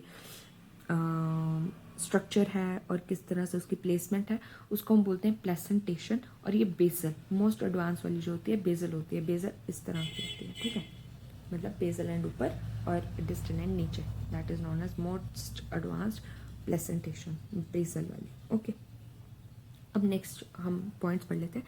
central parenchymatous tissue inside ovule that provide nourishment to the developing ovule और MMC और मेगास्पोर इज कॉल्ड न्यूक्लियस।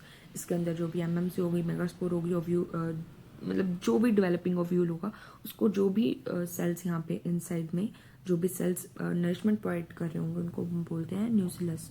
ठीक है, जो भी यहाँ पे पैरेन्काइमेटस टिश्यू होंगे जो कि इसको फूड प्रोवाइड कर रहे होंगे एमएमसी को, वो होंगे हमारे न्यूक्लियस।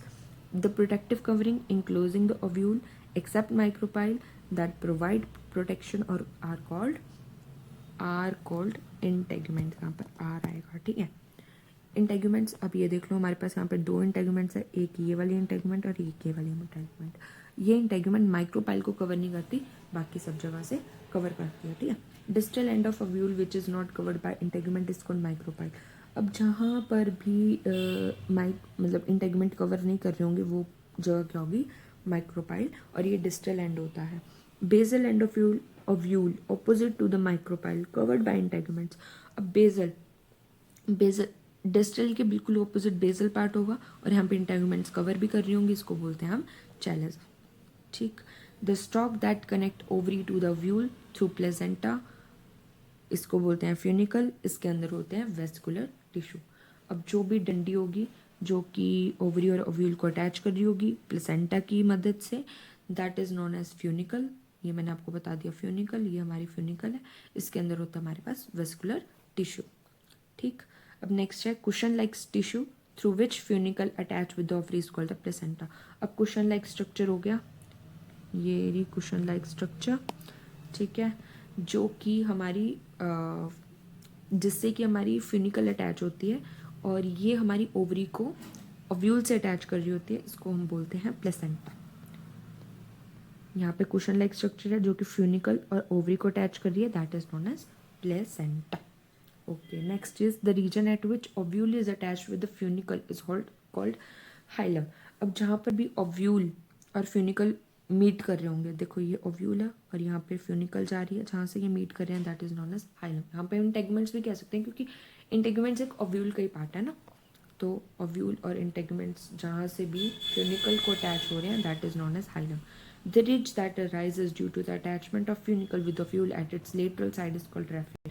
अब फ्यूनिकल जाके यहाँ पे जो है वेस्कुलर टिश्यू कह लो या फ्यूनिकल कह लो, क्योंकि फ्यूनिकल ही वेस्कुलर टिश्यू है, कंटेन करती है, तो फ्यूनिकल जहाँ पर भी जाके ओव्यूल के लेटरल साइड में ज्वाइंट कर रही होगी, यहाँ से ज्वाइंट कर रही है, तो वहाँ पे हम एक रिज बन जाता है, that is known as Rafe.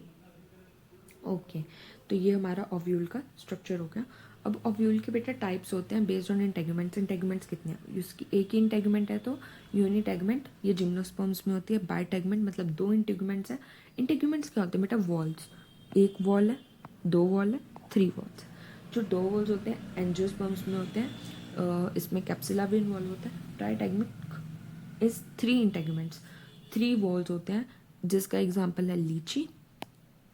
इसका जो थर्ड इंटेगुमेंट होता है ना, वो फूड को स्टोर करता है और फ्लैशी बन जाता है, मतलब soft fleshy kind of substance बन जाता है, that is called as aril. इसको हम बोलते हैं अराइल, ये याद रखना, वैसे it's not important, just for your information. Aril, aril ये थर्ड इंटेगुमेंट है जिसमें फूड स्टोर होता है और ये फ्लैशी बन जाती है, दैट इज अराइल। जो लीची में जो पार्ट हम खा रहे होते हैं that is third integument, that is third integument. Third wall होती है वो ओव्यूल की जो कि हम खा रहे होते हैं लीची में, और इसको हम बोलते हैं अराइल। ओके, अब हम पढ़ते हैं कारंकल। ये भी बेटा एक जस्ट आपके एक्स्ट्रा इन्फॉर्मेशन के लिए, व्हाट इज कारंकल, जो कि आउटर इंटेगुमेंट, आउटर वॉल होती है ना ओव्यूल की, उसका माइक्रोपाइलर एंड पे थोड़ा मतलब आउटग्रो हो जाता है, जो कि हाइग्रोस्कोपिक होता है नेचर में। Due to presence of sugar, यहाँ पे शुगर प्रेजेंट होती है जिसके कारण ये थोड़ा फूल जाता है, एक्सपैंड हो जाता है, जिसे हम बोल देते हैं caruncle. The extension of the outer integument over micropyle that is hygroscopic in nature due to presence of sugar to ease the process of germination is known as caruncle. जो कि आउटर इंटेगुमेंट है, outer wall है ovule की, वो micropyle, जहाँ पर micropyle होता है उसके आसपास थोड़ी एक्सपेंड कर जाती है, क्योंकि इसमें शुगर होती है जो कि जर्मिनेशन के प्रोसेस को इजी करती है।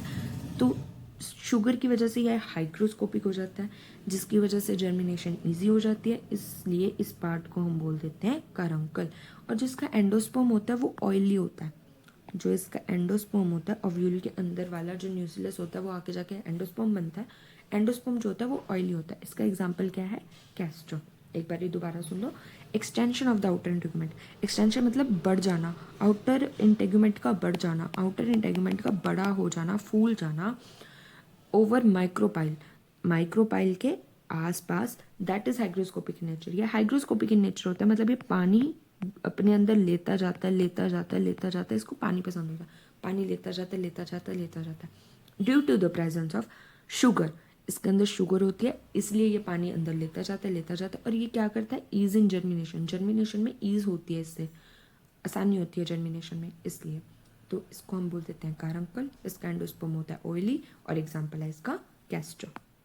तो नेक्स्ट जो हमारा टॉपिक है बेटा वो है डेवलपमेंट ऑफ ओव्यूल। ओव्यूल की डेवलपमेंट कैसे होती है, वैसे तो ये हमारे सिलेबस में नहीं है टॉपिक, बट जस्ट आपको एक ओवरव्यू के लिए, आपकी बेटर अंडरस्टैंडिंग के लिए, आपकी बेटर नॉलेज के लिए मैं आपको ये डेवलपमेंट ऑफ ओव्यूल बता रही हूँ कि वैसे तो ये हमारे सिलेबस में नहीं है, आपको याद करने की कोई ज़रूरत नहीं है, it's just for pure knowledge. Okay, तो देखो जैसे कि हाइपोडर्मल सेल्स होते हैं, हमारे पास बहुत सारे सेल्स हैं, मान लो यहाँ पर सेल्स हैं, बहुत सारे सेल्स हैं, उसमें से कोई भी एक सेल, एक हाइपोडर्मल सेल डी डिफ्रेंशिएट होता है। क्या होता है, डी डिफ्रेंशिएट। अब मैम डी डिफ्रेंशिएट क्या होता है, वैसे तो ये आपने डिफ्रेंशिएशन, डी डिफ्रेंशिएशन +1 में पढ़ा है टॉपिक, बट एक बार फिर भी मैं आपको रिकॉल करवा देती हूँ।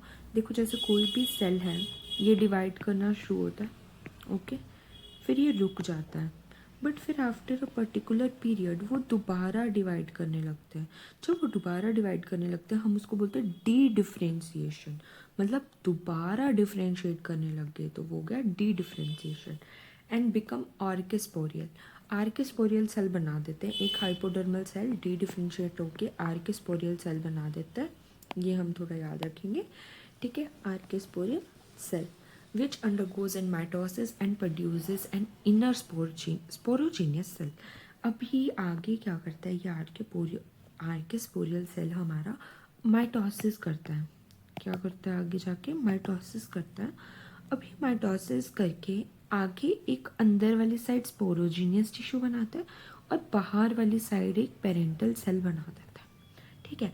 अब ये जो स्पोरोजीनियस टिश्यू है आगे जाके डिवाइड होके डिफ्रेंशिएट होके एमएमसी की तरह बिहेव करते हैं, मेगास्पोर मदर सेल की तरह बिहेव करते हैं, माइक्रोपाइलैंड की तरफ। और जो पेराइटल सेल्स होते हैं, जो बाहर की तरफ सेल बने होते हैं, वो क्या करते हैं, इंटेगुमेंट्स बना देते हैं।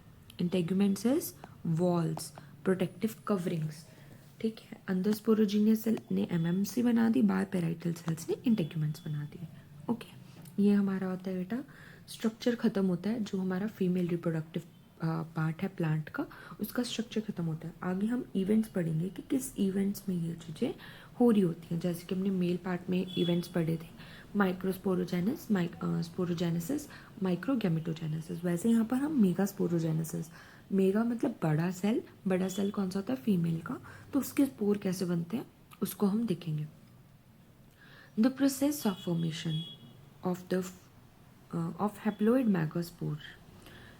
हैप्लोइड क्या होता है बेटा, जैसे कि क्रोमोसोम का नंबर सिंगल में होता है, 2n में नहीं होता, ठीक है, n में होता है। हैप्लोइड मेगास्पोर बनाते हैं from megaspore mother cells through meiosis, किसके थ्रू, मायोसिस, माइटोसिस होती है, मायोसिस होती है, मायोसिस होती है इनसाइड ओव्यूल, ओव्यूल के अंदर। और ओव्यूल के अंदर भी किस तरफ, माइक्रोपाइलर एंड की तरफ, इसको हम बोल देते हैं megasporogenesis. The formation of the process of formation of haploid megaspores from megaspore mother cells through meiosis inside ovule or towards micropylar end is called megasporogenesis। किसका बनना, हैप्लोइड मेगास्पोर का बनना from megaspore mother cell through meiosis, meiosis की मदद से, ना कि mitosis की मदद से, मायोसिस की मदद से, किसके अंदर, ओव्यूल के अंदर या फिर माइक्रोपाइलर एंड की तरफ, इसको हम बोल देते हैं यहाँ पे बेटा मेगास्पोरोजेनेसिस, ठीक है। अब नेक्स्ट हमारा एक इम्पॉर्टेंट नोट है, जस्ट फॉर इंफॉर्मेशन है ये, the microspore mother cell inside microsporangia are large in number but megaspore mother cell inside ovule is single. अब जो हमारा माइक्रोस्पोरेंजिया होता है, दैट इज मेल पार्ट, उसके अंदर बहुत सारे सेल होते हैं जो कि माइक्रोस्पोर मदर सेल की तरह बिहेव कर रहे होते हैं, लेकिन मेगास्पोरेंजियम में मेगास्पोरेंजियम जो कि फीमेल है उसके अंदर सिर्फ एक ही सेल होता है जो कि मेगास्पोर मदर सेल की तरह बिहेव करता है। यहाँ पे बहुत सारे सेल होते हैं, यहाँ पे ओनली वन होता है। ओके, अब जो ये MMC है that is megaspore mother cell is large in number, sorry is large cell. ये जो सेल होता है ये बड़ा होता है विद प्रोमिनेंट न्यूक्लियस। इसका न्यूक्लियस बहुत प्रोमिनेंट मतलब बहुत क्लियर दिख रहा होता है, और इसका जो साइटोप्लाज्म होता है वो थोड़ा डेंस होता है। क्या होता है? वो थोड़ा डेंस होता है। ठीक है, लार्ज सेल होता है, प्रोमिनेंट न्यूक्लियस होता है एंड डेंस साइटोप्लाज्म होता है। ओके, ये आपको समझ आ गया? तो जो हमारी MMC है दैट इज, यहाँ पर MMC क्या है बेटा? मेगास्पोर मदर सेल, जो कि लार्ज सेल होता है। माइक्रोस्पोर मदर सेल एक छोटा सेल होता है, क्योंकि उसको ट्रैवल भी करना होता है तो वो छोटा होता है। और मेगास्पोर जो होता है वो बड़ा होता है, बड़ा सेल होता है। इसका न्यूक्लियस बहुत प्रोमिनेंट होता है, प्रोमिनेंट बहुत क्लियर होता है, बहुत बड़ा होता है कि हमें प्रॉपरली दिख जाता है। और जो इसका साइटोप्लाज्म है वो भी बहुत डेंस होता है, थिक होता है। ठीक है, मेगास्पोर को हम मेटोसाइट कहते हैं, मेगास्पोर मदर सेल को हम मियोसाइट कहते हैं। ऐसे ही हम माइक्रोस्पोर मदर सेल को, यहाँ पे माइक्रोस्पोर भी लगा सकते हैं। ठीक है, उसको भी हम मियोसाइट कहते हैं। और माइक्रोस्पोर को हम कहते हैं मिटोसाइट। ठीक है, मेगास्पोर हो या माइक्रोस्पोर, या मेगास्पोर हो या माइक्रोस्पोर मदर सेल, हम उसको मदर सेल को बोलेंगे मायोसाइट और मेगास्पोर को बोलेंगे मेटोसाइट। ठीक है जी, अब हमने स्पोरोजेनेसिस पढ़ तो लिया, मेगास्पोरोजेनेसिस पढ़ तो लिया, इसकी डेफिनेशन भी जान ली, लेकिन होता कैसे है वो देखते हैं। देखो, ये हमारा ओव्यूल है। ठीक है, ये हमारी फ्यूनिकल है, ये हमारा माइक्रोपाइलर एंड है, ये हमारा चेल्सल एंड है। अब इसके अंदर एक ही MMC है जिसका जो क्रोमोसोम नंबर है वो 2n है। ठीक है, इसको हम मियोसाइट कह रहे हैं। अब ये क्या करेगा? मेयोसिस 1 करेगा। मेयोसिस 1 करके 2 सेल बन जाएंगे मेगास्पोर डायोड। ये N होते हैं, इसका क्रोमोसोम नंबर हाफ होता है, N होता है।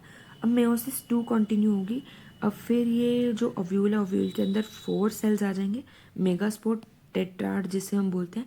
और ये लीनियर जैसे कि एक तो ऐसे ऐसे रहते हैं, ऐसे नहीं रहते, ये लीनियर होते हैं, लीनियर इन पोजीशन होते हैं, एक के नीचे एक, एक के नीचे एक, साथ साथ नहीं होते ऐसे, एक के साथ दूसरा, दूसरे के साथ तीसरा, ऐसा नहीं होता। ये एक दूसरे के ऊपर नीचे होते हैं। ठीक है, ये ज़्यादातर एंजियोस्पर्म्स में होता है, कैप्सिला या पॉलीगोनियम ये इसके एग्जाम्पल है। मोस्ट ऑफ एंजियोस्पर्म्स में लीनियर ही हमें जो है पोजीशन देखने को मिलती है। मेगास्पोर टेट्राड की एग्जाम्पल हमारा कैप्सिला और पॉलीगोनियम हो गया। ठीक है, ऐसा नहीं होता, ये हमको याद रखना है। अब नेक्स्ट प्रोसेस है हमारा मेगा गैमेटोजेनेसिस। अब क्या होता है बेटा? स्पोरोजेनेसिस। अब ये तो बन गया, अब ये हमारा सेल तो बन गया, ये 4 हमारे मेगास्पोर टेट्राड तो बन गए, इसको हमने स्पोर बोल दिया। अब गैमेट भी तो बनाना है इसके अंदर। अब ये तो जस्ट एक स्पोर है, इसके अंदर सेल आएगा जो कि फर्टिलाइजेशन करेगा आगे मेल गैमेट के साथ। ठीक है, मेल गैमेट के साथ आगे एक वो आएगा, सेल आएगा मेगास्पोर में, जो कि आगे जाके मेल गैमेट के साथ फर्टिलाइजेशन करेगा। तो वैसे ही मेगा गैमेटोजेनेसिस एक प्रोसेस है फीमेल गेमेटोफाइट का बनना या फिर एम्ब्रियो सैक का बनना। एम्ब्रियो सैक जिसमें एम्ब्रियो रहेगा, एक ऐसा सैक जिसमें एम्ब्रियो रहेगा, that is known as female gametophyte. ठीक है, अब हम मेगा गैमेटोजेनेसिस पढ़ते हैं, जो कि हमने 4 आउट ऑफ 4 मेगास्पोर, जो कि हमारे 4 मेगास्पोर्स बने हैं, दैट इज मेगास्पोर टेट्राड। इसमें से जो मतलब ये 4 मेगास्पोर्स है, इनमें से सिर्फ 3 मेगास्पोर्स जो हैं वो माइक्रोपाइलर एंड की तरफ जो है वो डीजेनरेट बने। अब देखो इसमें बेटा, अब यहाँ पे हमारे पास है, देखो मैं जब करके आपको बताती हूँ। देखो, अब हमारे पास यहाँ पर है 4। ठीक है, इन 4 में से ये 3 जो कि माइक्रोपाइलर एंड की तरफ है ये डीजेनरेट हो जाएंगे। जो माइक्रोपाइलर एंड की तरफ है, ये तो चैलेजल एंड है हमारा, और ये हमारा माइक्रोपाइलर एंड है, ये हमारा चैलेजल एंड है।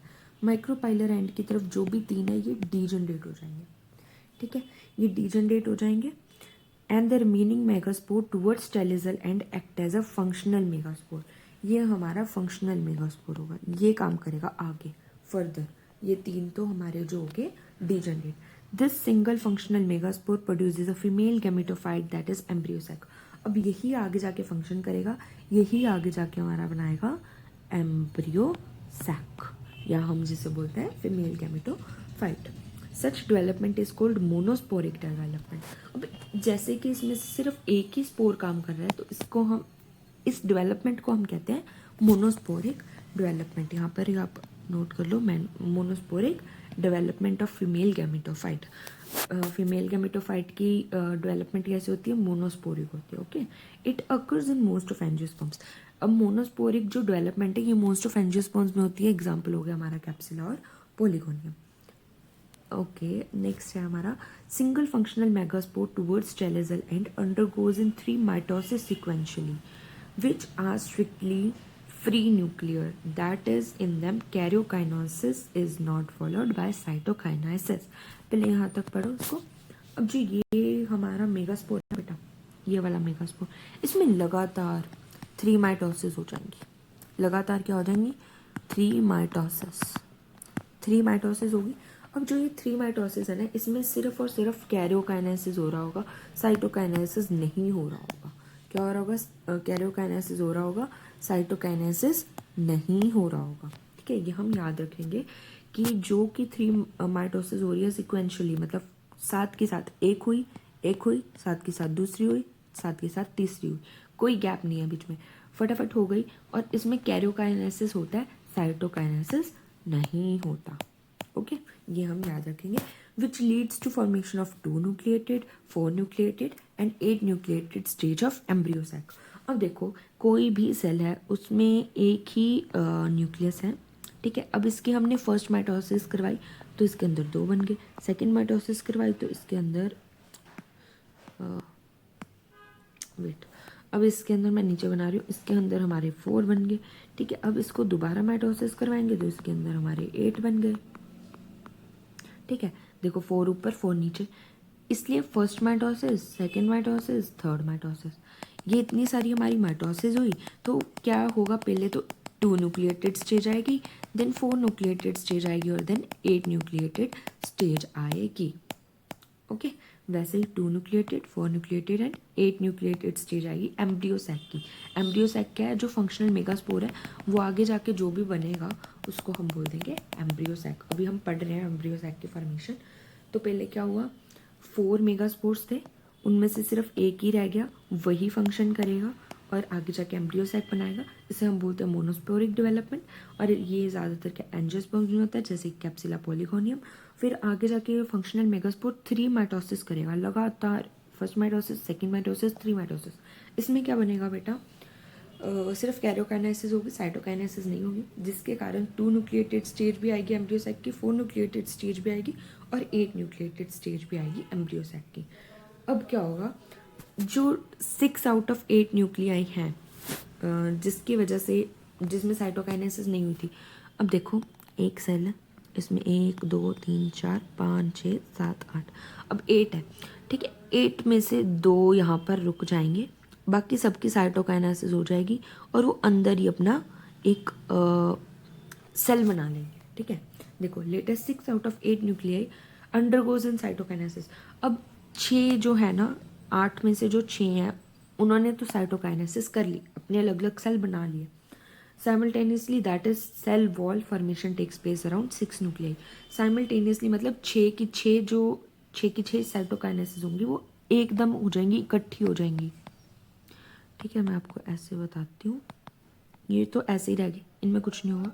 1 2 3 4 5 6, ये जो 6 होंगी ना, ये 6 एक ही दम होंगी, इकट्ठी होंगी, साथ में होंगी, ये एक ही दम हो जाएंगी और इनके आसपास सेल वॉल बन जाएगी। जो 2 रह जाएंगी, while the other 2 remaining nuclei are called polar nuclei. जो ये 2 रह गई हैं हमारे पास, इनको हम पोलर न्यूक्लियाई कहते हैं। ठीक है, पोलर न्यूक्लियाई हैं ये, remain inside the largest cell of embryo sac. अब ये लार्जेस्ट सेल है, बड़ा वाला सेल, जिसके अंदर ये 6 सेल आए हैं, इसके ये न्यूक्लियस बन जाएंगे। जो ये 2 न्यूक्लियस रह गए वो बड़े सेल के न्यूक्लियस बन जाएंगे।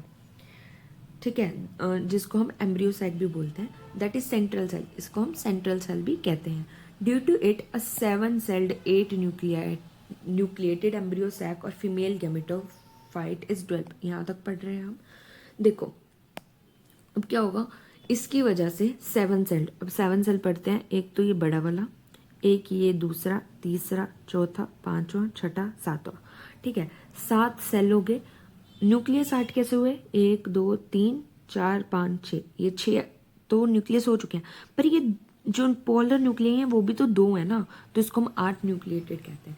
इसलिए क्या होता है, जो एम्ब्रियो सैक होता है वो होता है हमारा 7 सेल्ड 8 न्यूक्लिएटेड एम्ब्रियो सैक हमारा जो है बन गया, which is also called mature female gametophyte. अब इसको हम मेच्योर फीमेल गैमेटोफाइट बोल सकते हैं, अभी हमारा मेच्योर वाला है, ठीक है। In mature female gametophyte, egg apparatus that is made up of one egg cell and two synergid is present towards its micropylar end, while the 3 antipodals are present towards its callosal end. अब देखो, अब ये हमारा female gametophyte है। अब मैं इसकी थोड़ी जो डायग्राम है आपके लिए सही कर देती हूँ, वेट। देखो ये मैंने आपके लिए थोड़ी डायग्राम जो है इसकी सेट कर दी। ये देखो, ये हमारा सेल हो गया, प्रॉपर सेल नहीं बना, ये लो, ये हमारा सेल बन गया, ठीक है। ये हमारा एम्ब्रियो सैक है। अब हमने इसमें क्या कहा था, एक सेल, एक न्यूक्लियस ये रहा, एक न्यूक्लियस ये रहा, एक न्यूक्लियस ये रहा, इसमें भी एक न्यूक्लियस ये रहा, एक न्यूक्लियस ये रहा, एक न्यूक्लियस ये रहा, और जो 2 हैं वो इकट्ठे आ गए इसमें, ये हो गए पोलर न्यूक्लियर, ठीक है। अब क्या होगा ना, इसके आसपास भी हमारी वॉल्स बन जाएंगी, 1 2 3 4 5 और 6, ठीक है। क्या हो गया हमारे पास, एक बड़ा सेल हो गया, 6 छोटे सेल हो गए, और ये 2 न्यूक्लियई हो गए, तो 6 और 2 8 न्यूक्लिएटेड हो गए। अब क्या होता है, ये मान लो चैलेजल एंड है और ये मान लो हमारा माइक्रोपाइलर एंड है। अब माइक्रोपाइलर एंड की तरफ एम्ब्रियो सैक में एक एग पेरेटस होता है। ये जो 3 सेल्स दिख रहे हैं ना आपको, इन तीनों को हम बोलते हैं एग पेरेटस। इनमें से एक तो होता है हमारा एग सेल, ठीक है, बाकी 2 जो होते हैं वो हमारे होते हैं सिनर्जिड। ये मैंने आपके लिए आगे वैसे डायग्राम बनाई हुई है, बट फिर भी आपके सामने एक बारी बना रही हूँ ताकि आपके दिमाग में उतर जाए, ठीक है। एक तो ये तो 3 हो गए हमारे, जो माइक्रोपाइलर एंड की तरफ होगा वो हो गया हमारा एग पेरेटस। इसमें एक जो सेंटर वाला होगा वो एग सेल होगा, जो साइड 2 वाले होंगे ये सिनर्जिड्स होंगे, और जो चैलेजल एंड की तरफ 3 सेल है, इन तीनों को हम बोलते हैं एंटीपोडल सेल्स। ये बताया हुआ है इसमें, इन mature female gametophyte an egg apparatus that is made up of one egg cell and 2 synergid is present towards its micropylar end। एक मेच्योर फीमेल गेमेटोफाइट में एग apparatus होता है जो कि बना होता है एक एग सेल से और 2 synergid से, वो प्रेजेंट होता है माइक्रोपाइलर एंड पे, और जो 3 एंटीपोडल्स होते हैं वो प्रेजेंट होते हैं चैलेजल एंड पे। जो यहाँ पे ये ऊपर वाले हैं, ऊपर वाले सेल्स हैं, इनको एंटीपोडल कहते हैं, और ये चैलेजल एंड पे प्रेजेंट है, ठीक है।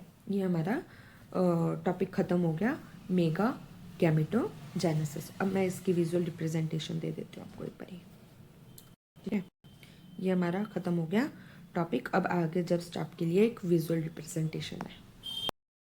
मैं आपको विजुअल रिप्रेजेंटेशन से भी बता देती हूँ, मैंने आपको थ्योरी तो एक बारी बता दी, बट फिर भी एक बारी आपको विजुअल रिप्रेजेंटेशन बता देती हूँ। मेरी खुद की डायग्राम बनाई हुई है बेटा, तो जज मत करना, जस्ट इसको समझने की कोशिश करना, ठीक है। अब देखो,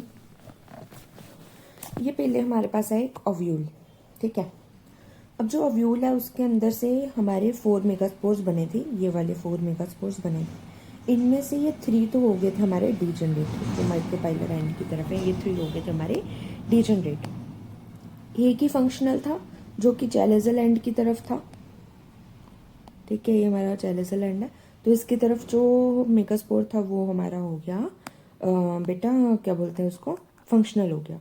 अब उसको हमने जूम करके दिखा दिया, ये वाले को हमने जूम करके एक बड़ा बना दिया, इसका ये हो गया न्यूक्लियस, ठीक है, ये हमारा हो गया न्यूक्लियस। अब इन न्यूक्लियस का क्या होगा, ये जो इसका न्यूक्लियस होगा इसकी फर्स्ट एफ-एन-डी होगी। अब मैम एफ-एन-डी क्या होती है, एफ-एन-डी होती है बेटा फ्री न्यूक्लियर डिवीजन। मैंने इसलिए नहीं लिखा क्योंकि इतनी मेरे पास स्पेस नहीं थी, तो यहाँ पर भी मैं अभी वैसे तो मैं छोटा करके लिख देती हूँ थोड़ा, या वेट, फ्री न्यूक्लियर डिवीजन लिख लिया।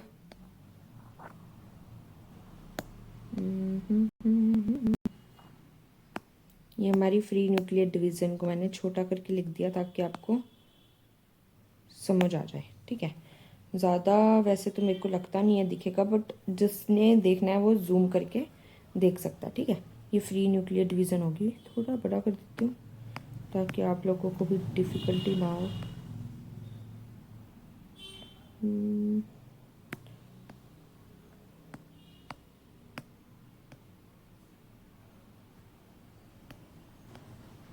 लो जी, आपके लिए कर दिया मैंने फ्री न्यूक्लियर डिवीज़न का भी इंतज़ाम, ठीक है।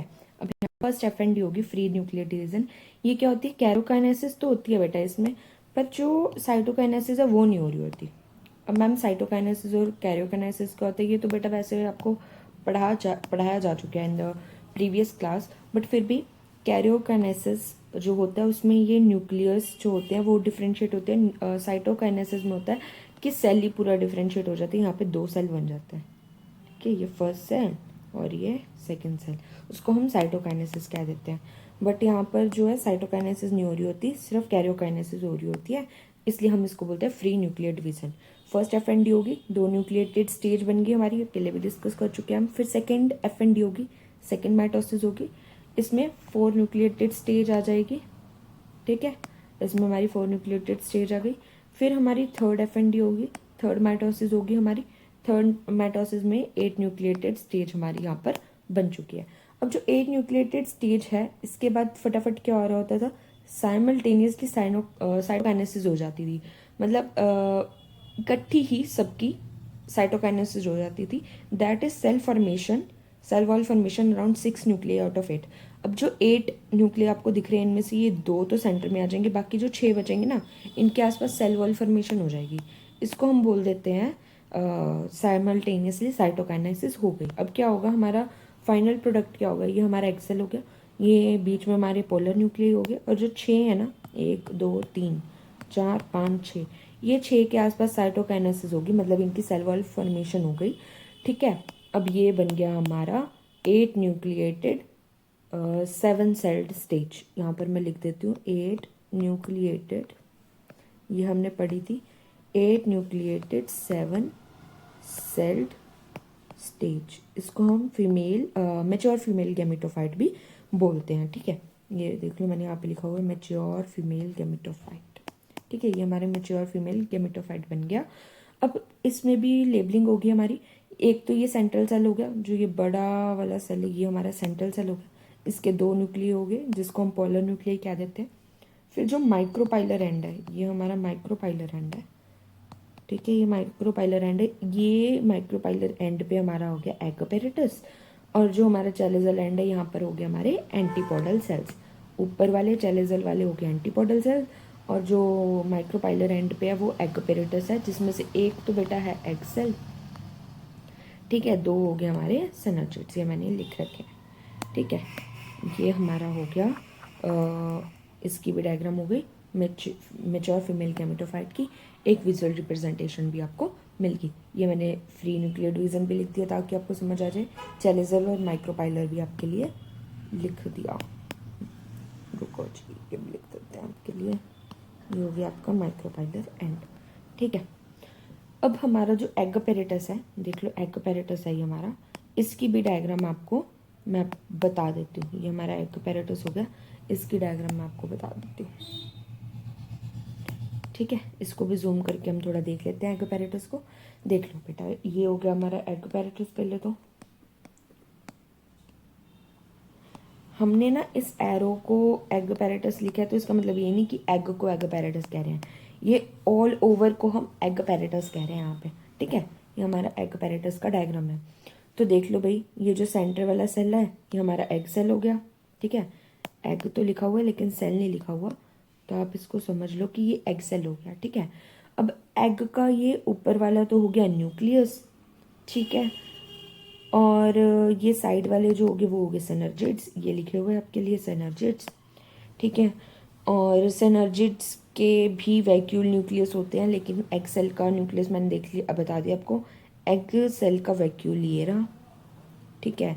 ये हमारा एग सेल का वैक्यूल हो गया। फिर उसके बाद ये हमारे सिनर्जिड्स आ गए। सिनर्जिड्स के जहाँ पर एग सेल का न्यूक्लियस होगा, लाइक ये चैलेजल एंड है, चेलेजल एंड पे एग सेल का न्यूक्लियस है, तो चेलेजल एंड पे सिनर्जिड्स के वैक्यूल्स होंगे, ये देख लो, चेलेजल एंड पे वैक्यूल्स हैं सिनर्जिड्स के, ठीक है। और अगर हम न्यूक्लियाई की बात करें तो जैसे वैक्यूल माइक्रोपाइलर एंड पे है एग सेल का, वैसे ही न्यूक्लियस माइक्रोपाइलर एंड पे होंगे, ये देख लो, ये जा रहा हमारा एरो न्यूक्लियाई ऑफ सिनर्जिड, ठीक है। इनकी ऑपोजिट पोलैरिटी होती है। अगर हम वैक्यूल और उसकी न्यूक्लियस की बात करें तो जो इनकी पोलैरिटी होती है वो ऑपोजिट होती है। वेट, मैंने कुछ तो गड़बड़ कर दिया है, ज़्यादा ही बड़ी गड़बड़ कर दी थी वैसे मैंने, बट कोई बात नहीं। आई नो आप लोगों ने समझ जाना है, हो ही आप इतने इंटेलिजेंट्स बच्चे हैं ना, तो आप लोग तो समझ ही जाओगे। मैम ने थोड़ी बहुत गलती कर दी तो चलो जी, ये हमारी एक अपैरेटस की भी डायग्राम हो गई, इसका भी विजुअल रिप्रेजेंटेशन दे दिया। अब इसके बारे में बेटा एक और चीज़ आपको बता देती हूँ कि जो सिनर्जिड्स होते हैं ना, सिनर्जिड्स में हमारी इस तरह की वो होती हैं, सेलुलर थिकनिक्स होती हैं, जिसको हम बोलते हैं फिलीफॉर्म अपैरेटस। क्या बोलते हैं? Filiform apparatus. ये होती है हमारी थिकनिंग्स होती हैं, सेलुलर थिकनिंग्स, सेल की बनी होती हैं, सेलुलर सब्सटेंस की बनी होती हैं, और इनको हम बोलते हैं फिलीफॉर्म अपैरेटस। अब फिलीफॉर्म अपैरेटस के काम क्या होते हैं वो भी मैंने आपके लिए लिख रखा है, ठीक है। एक तो होता है कि absorb nutrients from nucleus in order to provide nutritions to synergids. अब देखो बेटा, जो भी यहाँ पर सेल है, देखो ये तो एनी के सेल खाली है, यहाँ पे साइटोप्लाज्म होगा इस सेल का, और भी सेल होंगे, और भी टिश्यूज होंगे इस सेल के आसपास, इन पोलर न्यूक्लियाई के आसपास। इसको हमने बोला था न्यूक्लियस, ठीक है। ये क्या करता है, फिलीफॉर्म अपैरेटस क्या करता है, ये न्यूट्रिएंट्स अब्जॉर्ब कर लेता है, जो भी खाना होता है ना न्यूक्लियस से ले लेता है, ऑब्जर्व कर लेता है न्यूक्लियस से, और न्यूट्रिशन किसको देता है, खाना किसको देता है, सिनर्जिड्स को। इन सिनर्जिड्स को, इन सेल को फिलीफॉर्म अपरेटस खाना दे देता है, पहले न्यूक्लियस से लेता है, फिर इनको खाना प्रोवाइड कर देता है। और क्या करता है, to guide the entry of pollen tube into one of the degenerating synergid of embryo sac through micropylar end. अब क्या होता है बेटा कि जो पोलन ट्यूब आती है, ऐसे तो ये हम आगे पढ़ेंगे, लेकिन अब हम फिलीफॉर्म का फंक्शन पढ़ रहे हैं तो लिखना ज़रूरी था। ये पोलन ट्यूब आएगी बेटा यहाँ पे, आप यहाँ से मान के चलो, यहाँ से पोलन ट्यूब आएगी और यहाँ से एंटर करेगी, ठीक है। तो यहाँ पे हमारी पोलन ट्यूब आएगी जो कि पोलन ग्रेन से बनेगी, ठीक है। जो ये पोलन ट्यूब होती है कि उसको गाइड करती है, कि पोलन ट्यूब को सही रास्ता बताती है कि भाई यहाँ से जाओ तुम अंदर, तुम्हें ये रास्ता इजीली पड़ जाएगा, तुम्हें ये वाला सेल यहाँ से एंट्री जल्दी मिल जाएगी। अब हम मंदिर में जाते हैं कई बारी, तो हमारे मंदिर में कोई जानकार मिल जाते हैं ना कि आप यहाँ से चले जाओ, आपको जल्दी एंट्री मिल जाएगी, आपकी बारी जल्दी आ जाएगी, आप प्रेयर जल्दी करो और फ्री हो जल्दी, क्योंकि काम बहुत होते हैं, फेस्टिवल्स के टाइम पे बहुत रश होता है, तो बहुत ज़्यादा काम भी होते हैं। फिर कोई ना कोई नोन वाला मिल जाता है और हमें बता देता है कि भाई ये वाला जो है इजी वे है, आप यहाँ को फॉलो करो और फटाफट अपना दर्शन करो मंदिर में और अपना काम करो। वैसे ही सिनर्जिड जो है ना, ये आपको वैसे तो प्रॉपर आगे जाके समझ आएगा कि डीजनरेटिंग सिनर्जिड ऑफ एम्ब्रियो सैक या जो भी है, बट एक बारी बता देती हूँ कि जो भी जब भी पोलन ट्यूब आती है ना, एक सेल जो है सिनर्जिड का वो डीजनरेट हो जाता है, वो फट जाता है, वो गायब हो जाता है, वो खराब हो जाता है, वो रप्चर हो जाता है। तो जो रप्चर हो रहा होता है ना, उसका फिलीफॉर्म अपरेटस पोलन ट्यूब को जाते जाते गाइड कर देता है कि भाई इस रास्ते को चले जाओ, मैं तो यहाँ से जा रहा हूँ, ठीक है, मैं तो यहाँ से जा रहा हूँ, यहाँ से रास्ता फ्री है, तो तुम इस रास्ते को चले जाओ और तुम्हें जल्दी एंट्री मिल जाएगी इस एग सेल में, और फिर जाके अपनी फर्टिलाइजेशन करो फटाफट, ठीक है। तो जो क्या है, पोलन ट्यूब को ये रास्ता दिखाता है डीजनरेटिंग सिनर्जिड। ओके जी, अब ये तो हमारा हो गया, फिलीफॉर्म का भी काम हो गया, एग अपैरेटस भी हमने अच्छे से पढ़ लिया, इसकी विजुअल रिप्रेजेंटेशन भी ले ली हमने गैमेटोजेनेसिस की। अब गैमेटोजेनेसिस में हमने मैच्योर फीमेल गैमेट का पढ़ा था कि मैच्योर फीमेल गैमेटोफाइट कैसे बनता है, दैट इज एम्ब्रियोसाइट कैसे बनता है, ठीक है। अब हम पढ़ेंगे कि बेटा स्ट्रक्चर ऑफ एग सेल क्या है। जो एग सेल है, जो फीमेल गैमेटोफाइट का अंदर एक पार्ट है, एग सेल, ये एग अपैरेटस, वो उसके अंदर एक हमारे पास होता है एग सेल, ये वाला होता है हमारा एग सेल। तो इसका स्ट्रक्चर कैसा होता है, ये कैसा दिखता है, कैसा होता है, ये हम इसके बारे में पढ़ेंगे, ठीक है। थोड़ा कलर मैं आपके लिए ब्राइट चूज़ कर लेती हूँ, चलो ठीक है। अब जो है ना, the egg cell and the synergid cell in egg apparatus show opposite polarity with respect to nucleus and vacuole. ये मैं आपको पहले बता चुकी हूँ पॉइंट कि जो भी एग अपैरेटस होता है, एग अपैरेटस में जो न्यूक्लियस और वैक्यूल होते हैं, इनकी जो पोलैरिटी होती है वो ऑपोजिट होती है सिनर्जिड और एग सेल की। अगर एग सेल का न्यूक्लियस चैलेजल पे है तो इसका वैक्यूल चैलेजल पे होगा, और इसका वैक्यूल जो है माइक्रोपाइलर एंड पे एग सेल का, तो इसका जो न्यूक्लियस है वो माइक्रोपाइलर एंड पे होगा। तो इसकी जो पोलैरिटी होती है वो डिफरेंट होती है, ऑपोजिट होती है, वो मैं आपको बता चुकी हूँ। फिर भी एक बार ये पॉइंट पढ़ लो। The egg cell and the synergid cell in egg apparatus show opposite polarity with respect to nucleus and vacuole. That is egg nucleus is towards chalazal and.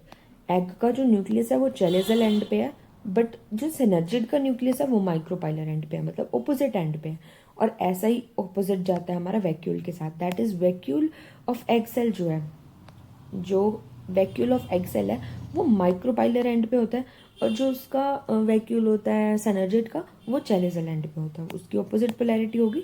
इसलिए ये पॉइंट मैंने आपको बता दिया। Each synergid has fine like projection that are cellular thickenings.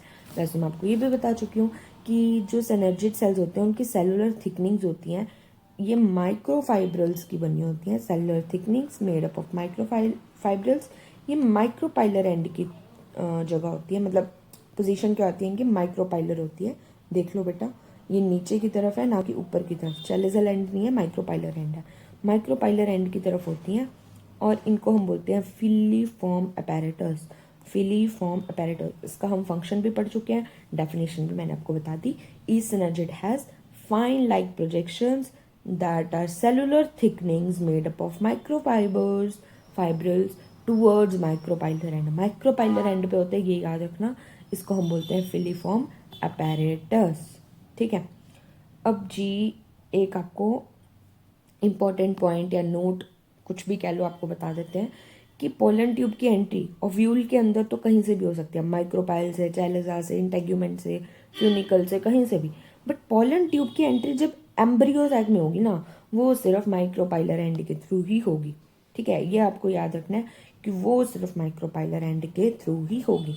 अब आप ये थोड़ा कंफ्यूज हो जाओगे, एम्ब्रियो सैक मैम ये ओव्यूल क्या बता दिया आपने। देखो, पोलन ट्यूब आ रही है, ऊपर से आ रही है, हमारे पास स्टिग्मा से आ रही है। ठीक है, मैं आपको यहाँ पे बताती हूँ कि जो ये हमारा स्टिग्मा है, स्टिग्मा, ये स्टाइल, और ये ओवरी, ओवरी के अंदर ओव्यूल।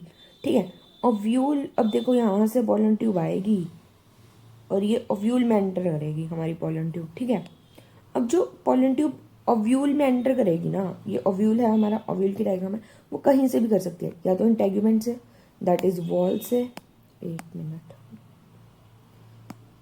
ठीक है, या तो इंटेग्यूमेंट से, ज़्यादा ही छोटा हो गया, दिखेगा ही नहीं आप लोगों को। ठीक है, या तो वॉल से भी कर सकता है, या फ्यूनिकल से भी, माइक्रोपाइल से भी, चैलेजा से भी, कहीं से भी कर सकता है। हाँ, ये 4 पोजीशंस बनती हैं। फ्यूनिकल से कर गया भैया, ऐसे एंटर कर गया, माइक्रोपाइल से ऐसे एंटर कर गया, इंटेग्यूमेंट से ऐसे एंटर करके यहाँ चला गया, चैलेजाल से एंटर करके यहाँ चला गया। ठीक है, कहीं से भी एंट्री ले सकता है बेटा। वो जो पोलन ट्यूब है वो ओव्यूल के अंदर तो कहीं से भी एंट्री ले सकती है। दोबारा बता देती हूँ, माइक्रोपाइल से, ठीक है, अब ये एरो खत्म हो गया, माइक्रोपाइल से सीधा ऐसे जाएगा। ठीक, और फ्यूनिकल से भी जा सकता है जी, फ्यूनिकल से आया ऐसे चला गया। ठीक है, अब इंटेग्यूमेंट से आया, इंटेग्यूमेंट से भी एंटर कर गया जी हमारे ओव्यूल में। अब ये चैलेजल एंड, चैलेजल एंड से भी कर गया जी, चैलेजल एंड से भी हमारा एंट्री कर गया। अब लेकिन प्रॉब्लम क्या है कि ओव्यूल में तो चलो मैम कहीं से भी कर लेता है, लेकिन जो ये हमारा फीमेल गैमेटोफाइट है, इसमें कहाँ एंट्री करेगा। इसमें बेटा सिर्फ माइक्रोपाइल ने एंट्री करेगा। इसमें सिर्फ ये हमारा फीमेल गैमेटोफाइट है, इसकी बर्ड डायग्राम है फीमेल गैमेटोफाइट की, इसकी यहाँ से ही एंट्री करेगा, यहाँ से, यहाँ से, यहाँ से, यहाँ से, कहीं से एंट्री नहीं ले सकता वो। कहाँ से लेगा, सिर्फ माइक्रोपाइलर एंड से। और माइक्रोपाइलर एंड पे क्या प्रेजेंट होता है हमारा, एग सेल मैडम, जहाँ पर जाके वो फर्टिलाइजेशन करेगा। इसलिए ही वो माइक्रोपाइलर एंड पे जाता है, क्योंकि फिर चैलेज, यहाँ से चैलेजा से चल जाए, इंटेग्यूमेंट से चला जाएगा तो उसको लंबा रास्ता पड़ेगा। ठीक है, उसके पास इतना टाइम नहीं होता, उसको इतनी सब्र नहीं होती उसके अंदर, तो वो सिर्फ और सिर्फ माइक्रोपाइल से एंटर करता है सीधा, और एग सेल से जाके फर्टिलाइजेशन कर लेता है अपनी पूरी। ठीक है, इसलिए इसलिए हमने पॉइंट लिखा है कि ओव्यूल में तो वो कहीं से भी एंट्री कर सकता है, चाहे एंड, इंटेगुमेंट्स, माइक्रोपाइल, फ्यूनिकल, कहीं से भी।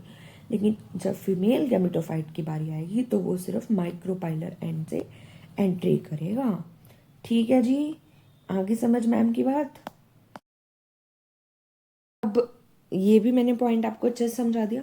अब हमारा आज का जो लास्ट टॉपिक रहता है बेटा, वो छोटा सा टॉपिक है, देख लो, सिर्फ एक स्लाइड है जो कि आपने अब पढ़नी है। ठीक है, तो ध्यान से सुन लेना। वैसे तो ये आपकी बुक में कहीं पे भी मेंशन नहीं है, ठीक है, एनसीईआरटी में, जस्ट आपकी प्योर नॉलेज के लिए। लेकिन आपके काम ज़रूर आ सकता है, कहीं पर भी ये चीज़ें पूछी जा सकती हैं। तो जो हमारी ओव्यूल है बेटा, हमने देखी ओव्यूल की पोजीशन हमने कैसे पढ़ी। मैम हमने तो ऐसे पढ़ी है जी, हमने तो ऐसे पढ़ी है कि माइक्रोपाइल नीचे है, चैलेजल ऊपर है। लेकिन बेटा आपको याद होगा मैंने माइक्रोपाइल को डिस्टल एंड बोला था, याद है या नहीं? माइक्रोपाइल को डिस्टल बोला था। डिस्टल तो फिर मैम नीचे नहीं होना चाहिए, ऊपर होना चाहिए। तो हाँ बेटा, ओव्यूल की ना डिफरेंट डिफरेंट पोजीशंस होती हैं। हमारे एक प्लांट में जो ओव्यूल की पोजीशन होती है वो डिफरेंट डिफरेंट होती है। ठीक है, हम उसके बारे में पढ़ेंगे। Types of ovule based on position of micropyle and chalaza with respect to funicle. अब फ्यूनिकल के रिस्पेक्ट में चैलेजा कहाँ है, माइक्रोपाइल कहाँ है, वैसे हम पोजीशन पढ़ेंगे ओव्यूल की। ठीक है, पहले तो हमारी पोजीशन आती है बेटा ऑर्थोट्रोपस। ऑर्थो, अब ऑर्थो क्या होता है मैम?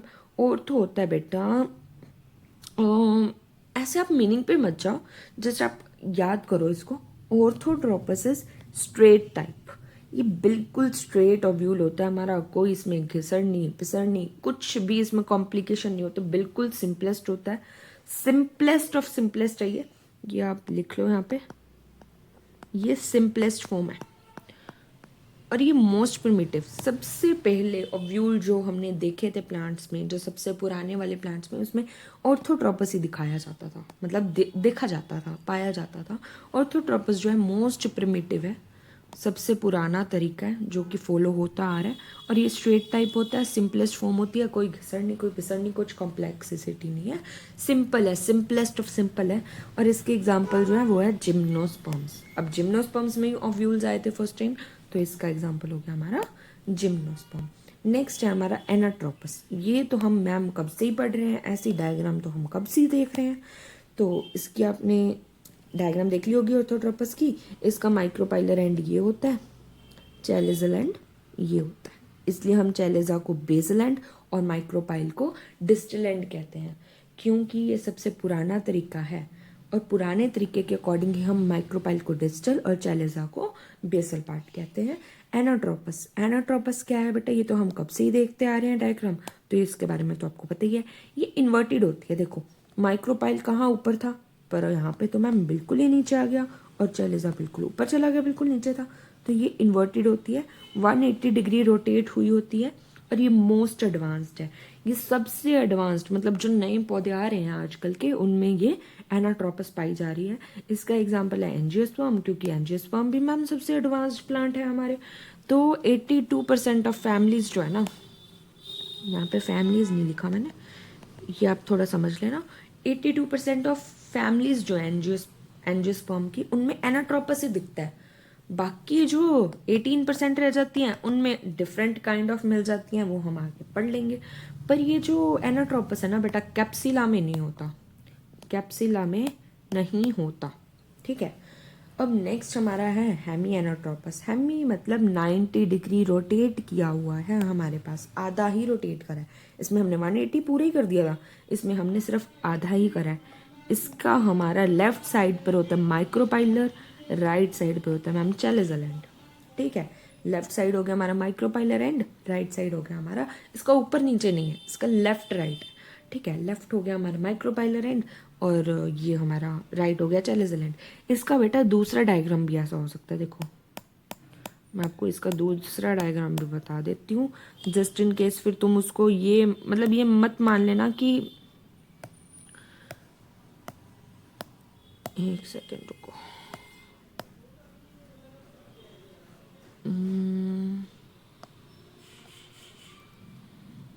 हाँ ऐसा भी हो सकता है। ठीक है, फ्यूलिकल मतलब नीचे ही होगा इसका, लो मैं आपको वो भी करेक्ट कर देती हूँ, रुको।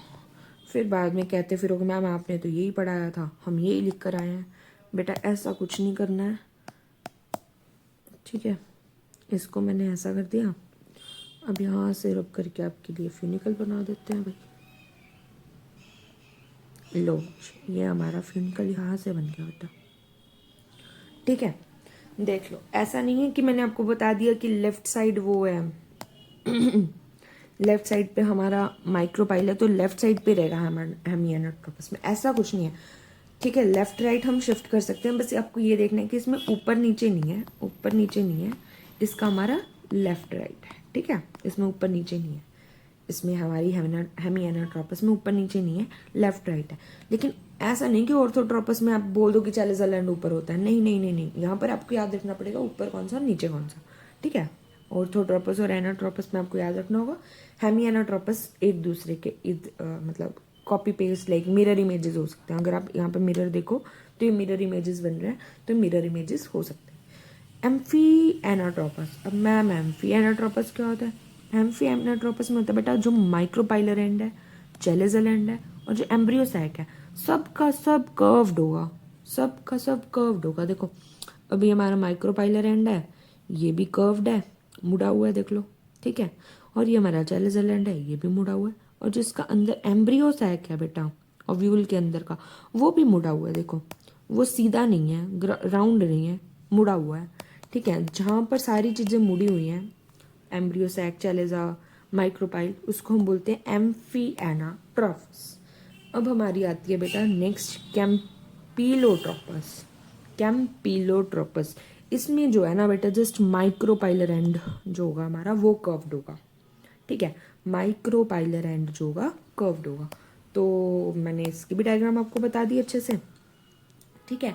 और देख लो बेटा कैप्सिला मैंने आपको बताया था, वैसे तो ज़्यादातर एंजियोस्पर्म एनाट्रोपस होते हैं, लेकिन जो कैप्सिला है वो कैम्पिलो एनाट्रोपस में आता है, ठीक है। ये आपको याद रखना है कि कैप्सिला की ओव्यूल पोजीशन कैसी है, कैम्पिलो ट्रोपस है जी। कोई भी पेपर में पूछ लिए तो आप बता देना कैम्पिलोट्रोपस है जी। अब आता है बेटा सर्किनोट्रोपस। सर्किनोट्रोपस से आपको पता लग रहा है सर्कल, सर्की मतलब circle, funicle enclosed the ovule. अब जो फ्यूनिकल है देख लो, ये तो हमारा एनाट्रोपस ही बन रहा है, यहाँ तक तो, यहाँ तक देखा जाए तो एनाट्रोपस ही बन रहा है।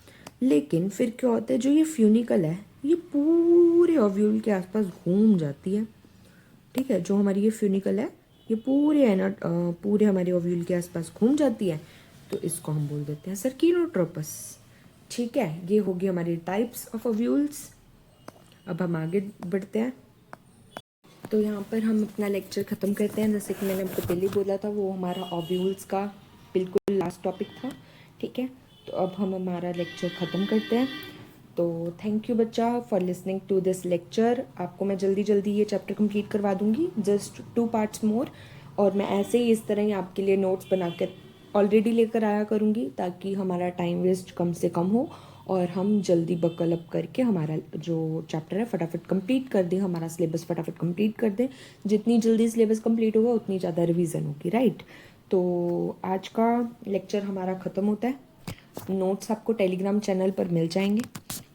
सॉरी फॉर द इनकन्वीनियंस कि आपको पार्ट 1 के नोट्स नहीं मिल पाए, and I hope you can understand कि कुछ टेक्निकल इश्यूज आ रहे थे। अपलोड ही नहीं हो पा रहा था पीडीएफ हमारा टेलीग्राम पे ड्यू टू सम गाइडलाइंस, कुछ क्या मालूम उसमें क्या ऐसी गाइडलाइंस की इश्यूज हो गई थी कि हमारा पीडीएफ अपलोड नहीं हो पा रहा था। लेकिन पार्ट 2 के नोट्स आपको प्रॉपरली बिल्कुल फिनिश्ड प्रॉपर अच्छी हैंड राइटिंग में मिलेंगे, ओके। एंड आई होप आपने पार्ट 1 जो है उसके नोट्स प्रॉपर अपने नोटबुक में कॉपी कर लिए होंगे, आपको ज़्यादा कुछ दिक्कत नहीं आई होगी। फिर भी आपको कुछ ज़्यादा प्रॉब्लम आ रही है तो आप मेरे को कमेंट सेक्शन में या टेलीग्राम पर या इंस्टाग्राम पर कहीं पर भी मैसेज करके मेरे को अपने डाउट सॉल्व करवा सकते हैं। कुछ नोट्स में प्रॉब्लम है कुछ भी, I help you out, just you need to message, I am a message away, okay. So मिलते हैं हम अपने अगले लेक्चर में। Don't forget to subscribe the channel, hit the notification bell, like the video, share it with your friends so that they can also be helping out themselves to study and have no problem in the biology, okay। So bye बच्चों, and don't forget to comment down your doubts. Okay, bye bye, take care everyone. Okay, bye, मिलते हैं next lecture में.